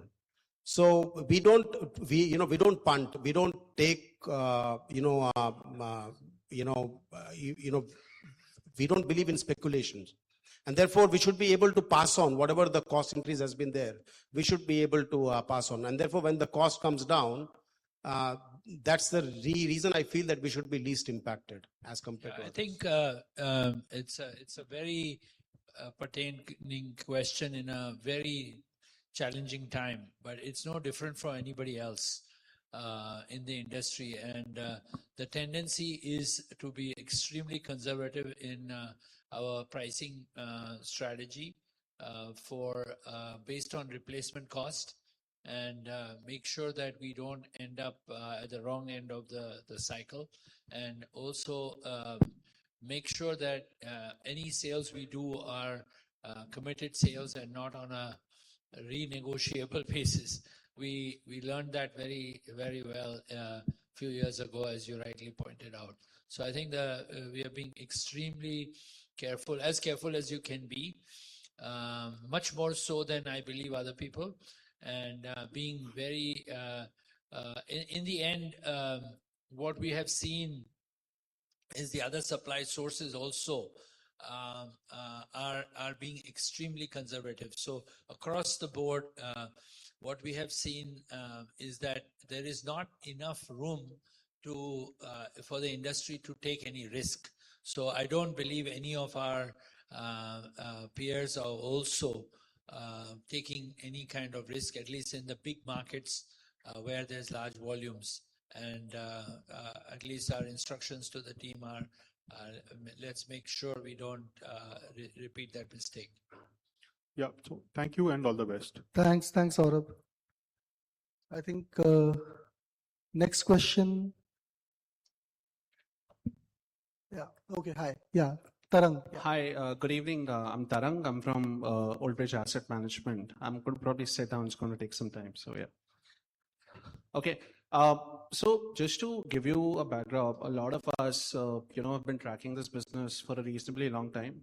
We've seen it, evolve from a regional business to a Latin America plus regional business to a global powerhouse that it is today. We've actually seen it transcend through each of its journeys of, boom and busts. What was really, humbling to see this quarter, or for the matter of fact, FY27, is that FY26 is that you've actually delivered your highest EBITDA, and at the same time by making sure that you're not really given up on your balance sheet. So congratulations. I think from our vantage, it's fantastic work done. the place where I'm coming from is, UPL today, from an Indian context, has the largest cash flows as a chemical company. It's got the largest scale, and is significantly more consumer focused or consumer oriented than most of the chemical folks in the industry today. Still languishes at the market cap that it is today. Where I'm coming from is specifically from the merger event, the reorganization that was sort of announced about a month and a half back. I just wanted to, as a owner, as a holder into the business, we believe that it's fairly detrimental to the current shareholders of the business. So we were just wondering if you guys have had a chance to sort of review it. Are you all open to alternate structures? Because there are facets currently. There are structures which are available, which could actually make this reorganization far better than what has been proposed right now. So, what's your view, and are you all open to alternate structures? Thanks. Thanks for all the thoughtful comments. Yeah, actually, UPL has transitioned, and if you look at some of our core high growth, high margin businesses, you will see in the next few years the transition of the more consumer-led, brand-led businesses where we are able to get a substantial premium in markets around the world because of our brands and our IP and all the things Mike talked about and Bhupen talked about. You will see a tremendous value difference in brands. All these businesses need long-term, need a kind of independent life, right? And after a lot of discussion and thought, and all these companies are all high growth companies, while we see where we are today, our focus has been deleveraging. But in a year or so, we believe that we'll be ready for much higher growth rates. And separating the platforms, we've had a lot of discussions with all the tax and structuring experts, and had a lot of discussion for much more than what you see before the announcements. And we believe that this is going to create tremendous amount of unlocking of value for shareholders. Obviously, if there is some better ideas, but I'm sure that the team has looked at all different structures. The unlocking of value for Superform, for Advanta, Superform stays with UPL as a manufacturing platform, as limited, and that's a very high growth company. And you will see the plan roadmap which we have, which as it unfolds, these companies are going to grow at least 3x, 4x the other players you've ever seen in this space growing. So when we have to have such high focus and attention for these companies to grow, we believe that having structures which while we can capture the synergies and also the benefits of working together, but be autonomous to a certain extent, will drive the right kind of value. We've also made sure that as in the past, leverage was an issue for which kept the multiple of the company. That is, I'm sure, gone away now, and I think we will see the unlocking of shareholder value, and with the scheme which we have announced, will give the shareholders the option to look at what they want to invest in and what they want to keep or they want to focus on. So I think it will create a tremendous company. We believe that in the current environment in the world, UPL can continue to grow and gain market share in almost every platform and in every market which we operate in. We have tremendous customer loyalty. We have tremendous energy among our people, and we have one of the best portfolios of technologies from any company, on whether it's a seed, whether it's a Superform, and obviously on the UPL Corp side. Jay, I think we're not questioning the fundamentals of the business here. We're fully on board with it. And that's essentially the reason why we continue to be part owners into the business. But the challenge is that the manner in which that the current structure has been announced, it's likely to trigger a significant holdco discount. And for a person who is an existing shareholder, notwithstanding the great fundamentals of the business, it significantly dilutes our ownership into the business. A lot less for me than for you as a promoter owner of the business. So while I might be concerned about a sub 1% ownership in the business, there's about 33% from your vantage. We do believe, having gone through the transaction and having seen the business and having some element, some nuances around the modalities of why this has been done, we do believe that there is an alternate structure which could potentially be a win-win-win situation for most of the folks involved. And if you guys are open for it, I would strongly urge you to review it. Sure, happy to have a meeting later. So Tarang, you know that we have been talking post the announcement. We have been talking to many of the analysts and investors, FIIs, DIIs over the last 2 months. We have a detailed tracker of our discussions with each of you. And we have noted the feedback and inputs and comments from each of you. And very shortly, we will be presenting that unfiltered to the board. And board will assess on its own merit or considering all the feedback that we have got from the different investors. However, the purpose of this reorg, as you know, that it is to unlock value for everyone, whether it's a UPL shareholders or platform level shareholders. Jay talked about the growth opportunities for each of the platforms. So these platforms have their independent capital structure, independent governance structure. It will grow much faster. And with that growth, and these businesses are completely distinct. So this will create value for these 3 platforms. It will bring that value visibility at each platform level. And the sum of the parts will be much, much clearer than what it is today. You know that even today market is valuing us using a single conglomerate multiple they are applying on us. So even today, if you look at it, we have a huge conglomerate discount, which we feel that we have today. By going to a structure, and before we come to conclusion on this structure, it has been discussed, reviewed by our advisors, and we have looked at least 10 different structures to come up to this structure.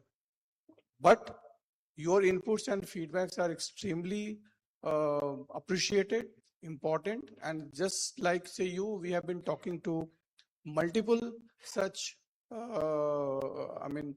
stakeholders, and once we present to the board, probably in a month or 2, board will take decide on the next steps. Thanks, Jay and Bikash, for responding. Where do I see the next question from?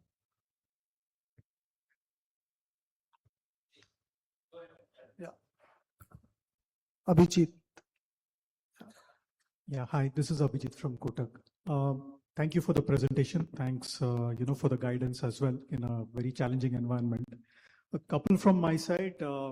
First, if we could also guide to CapEx for the upcoming year, your expectation for working capital days, and then the tax aspect. Why has there been a sharp increase in tax rate this year, and what should we expect next year? Thanks. So first on the CapEx, we had in the past we had guided between $225 to $250 million, and this year we ended at around $261 million. For next year, that now we are much more comfortable with our level of debt. level of gearing ratios that we have. We want to slightly add more capex, and we do see a lot of opportunity, especially in the specialty chemicals. The number of global players who are in discussions with us for long-term contracts, they want to source our capacity. We do see huge opportunities. Second, we do see a lot of opportunity in terms of backward integration. So I think those are some of those opportunity we'll take it up during this year, which will enhance the overall margin profile for the business, make it more resilient. So my sense probably this year we will be between say $300 to $350 million or $325 million of capex, not significantly higher, but we have some real good opportunity which can enhance the margins and build the additional EBITDA. Your second question was on Working capital. Working capital, as we had guided during the last capital market day also, we feel that, and we feel comfortable at our working capital days around say 65.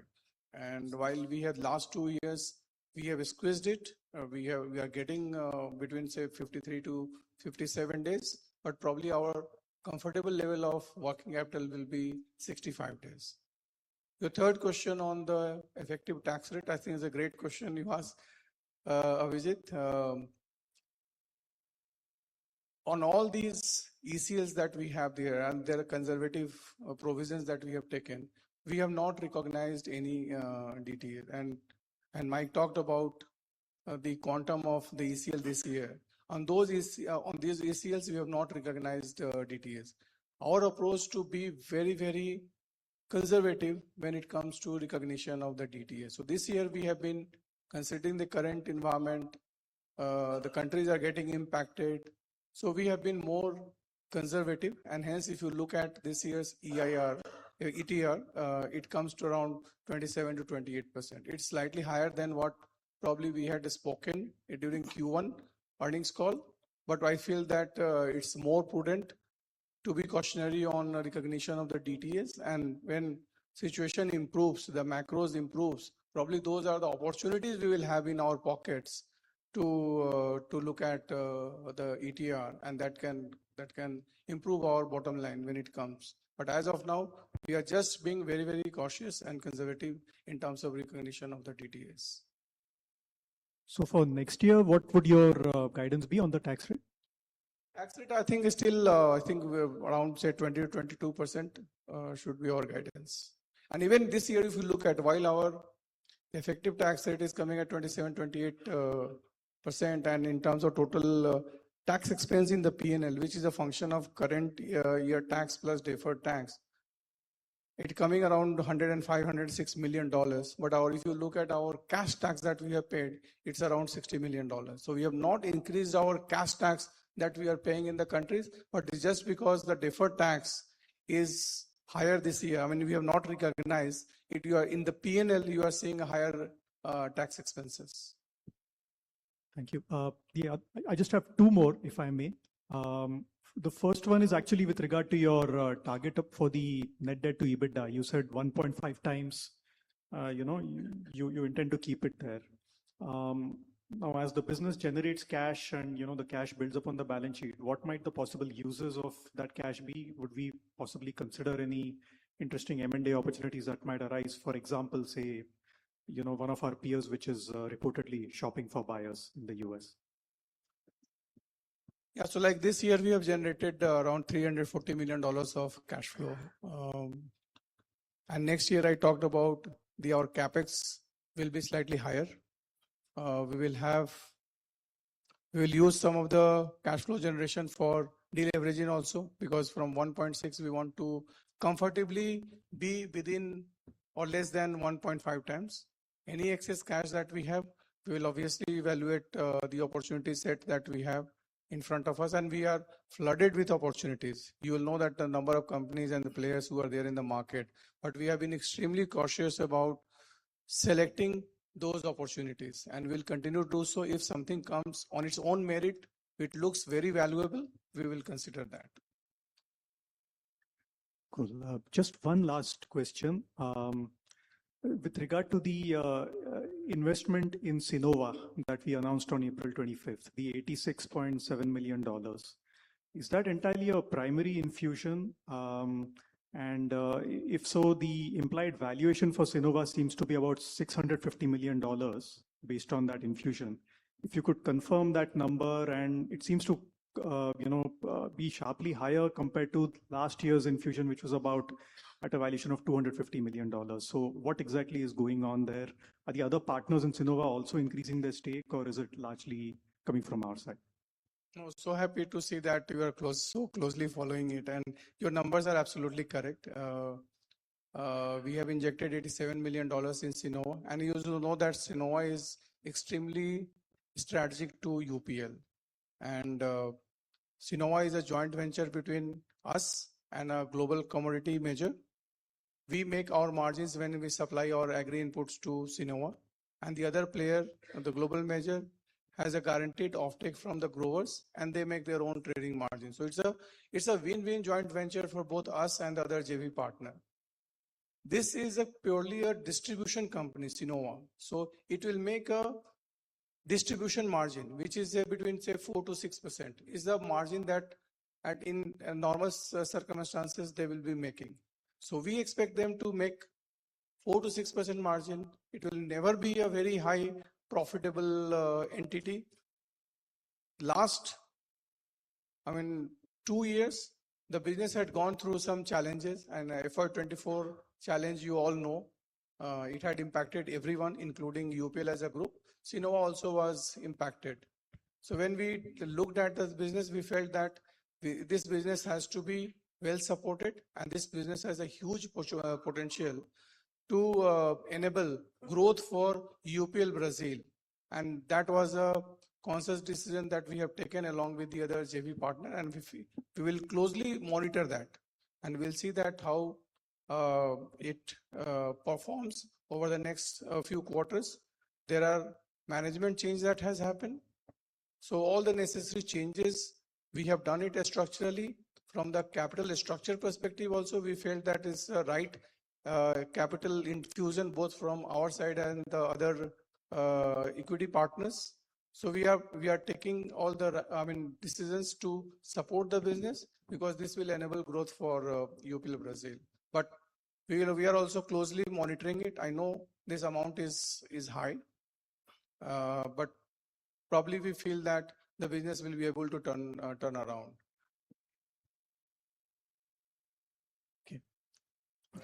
Thanks, Abhijit, for your questions, and thanks, Bikash, for responding. I now see Rohit ready with the mic. So Rohit, please. Yeah. Rohit Nagaraj from 361 Capital. So first question is on the fertilizer availability. We have seen that it has got compromised, plus prices are higher, and probably farmers may get impacted because of this. There are reports that it may culminate into lower food grain production. How do you foresee the impact on agrochemical consumption globally due to this event?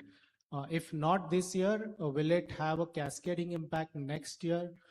If the farmer income is getting impacted this year, and maybe next year capability to further apply agrochemicals may get impacted. Thank you. Yeah, very good question. So look, I think with the higher fertilizer prices, even if there is ample supply, farmers are going to do the economics, and we expect some farmers are going to make a switch to crops that are less fertilizer intensive, and so that'll take place in every region based on agronomics and what the options the farmers have. That being said, we do expect the total cropland in the next 12 months to be at or larger than the previous 12 months. And no matter what crop the farmer puts in, they're still going to have to control the weeds and the insects and the diseases. And so I think we're well positioned in every geography based on our broad portfolio. I don't think the switching in crops is going to have an impact on crop protection volumes.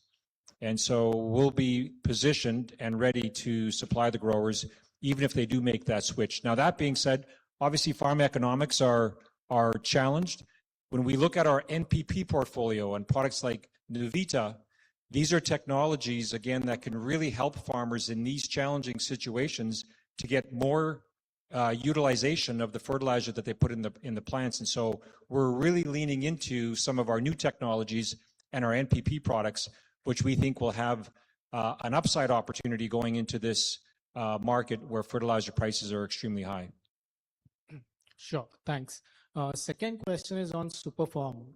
Given that this year the entire growth has been led by SSE, how do you foresee a sustainable growth rate for the platform, given that we had ambitious targets both in terms of top line growth as well as margins?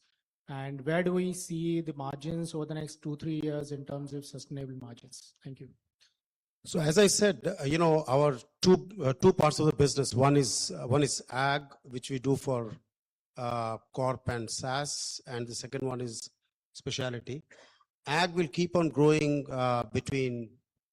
anywhere between 6 to 10%, and the specialty will grow upwards of 20.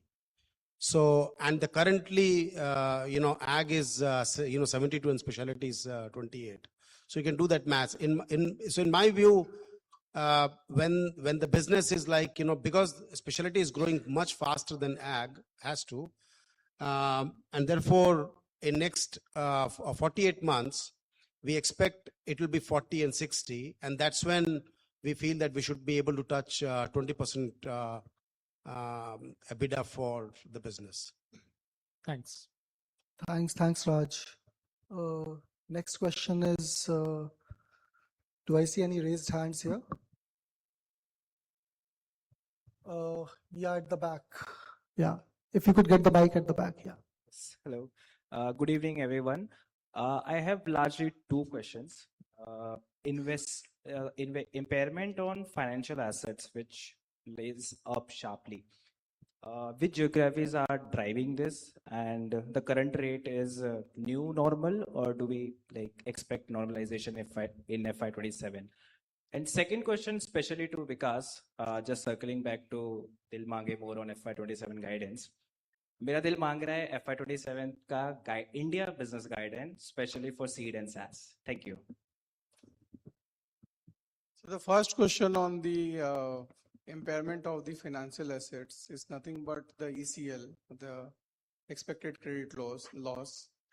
That is the component, and we called out that during this quarter we have booked we have provided for additional 350 crores at the group level. So if you look at the Q4 financial, and I know that you are referring to the newsprint that we submit in SEBI, out of 379 crore that has been booked in Q4, 350 crores is pertaining to the provision we have taken at the group level.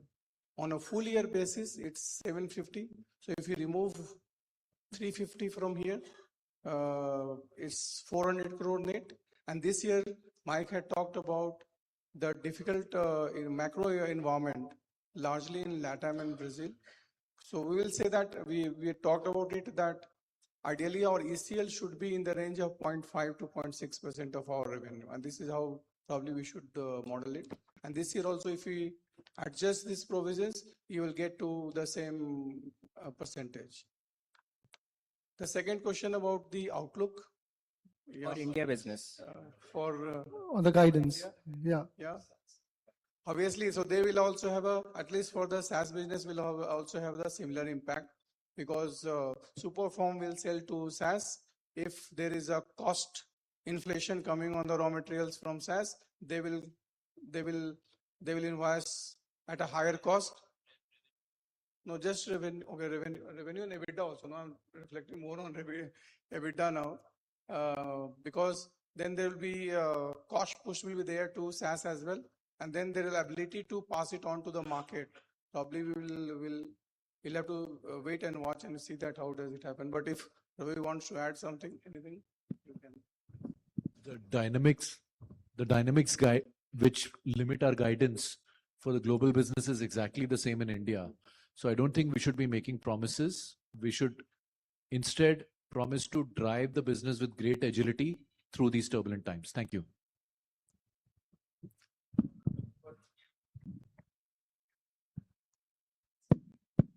India Advanta guidance, I think the amount of petrol all of you are using it and which is blended with bioethanol, more and more you do that, more and more business will grow. So while without putting any numbers, I think broadly in India, seed drivers, if you look at it, almost all the crops are driving because hybridization is going up, seed replacement rate is going up. So India is a long-term sustainable growth story for seed. Any company putting a good amount of money in breeding good hybrids, they have a long-term future here.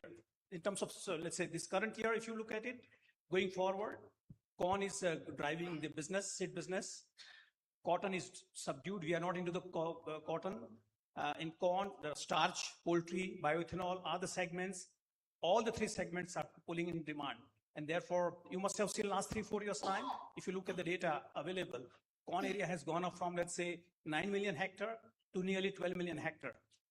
Productivity has gone up from 2.8 metric ton per hectare to about 3.5, 3.6 metric ton per hectare. Global average is about 6 to 7 metric ton per hectare. So we have a miles to go, and all this data is available for good seed companies to breed good hybrids and release to the marketplace. So very robust future ahead going forward. Maybe I too will share some thoughts on why India is such an attractive market without specifically talking of this year's guidance. I think that's futile. Fundamentally, India is a very fragmented market and farmers face a lot of information asymmetry. So in this context, any company that can deliver consistent quality as UPL has, and which has brands that are trusted as UPL has and is building, will continue to gain the trust and affection of farmers. So we are in a very good plane here, and our strategy is exactly tuned to serving those needs. It's extremely unlike large farmer markets like US and Brazil. The second thing is there is a very large informal sector, right? There's a very large informal turnover, and that will change over time. As farmers get savvier, that will change. So there's a very large value that should eventually shift to more formal, trusted brands. And our job would be to accelerate that. So I'll leave it at that. Thank you. Thanks, Ravi. In the interest of time, we just have scope for one further question, if there's any. So in case if there are any raised hands, I don't see any. So thank you all, ladies and gentlemen, for joining us in person or remotely through webcast. Thank you for your insightful questions and going through the presentation that we presented today. Thank you, the leadership team of UPL, for answering the questions. And we hope this has been a very fruitful, insightful questions session for you all. Please join us outside for high tea and networking. We hereby conclude the main event today. Yeah. Thank you. Thank you so much. Thank you.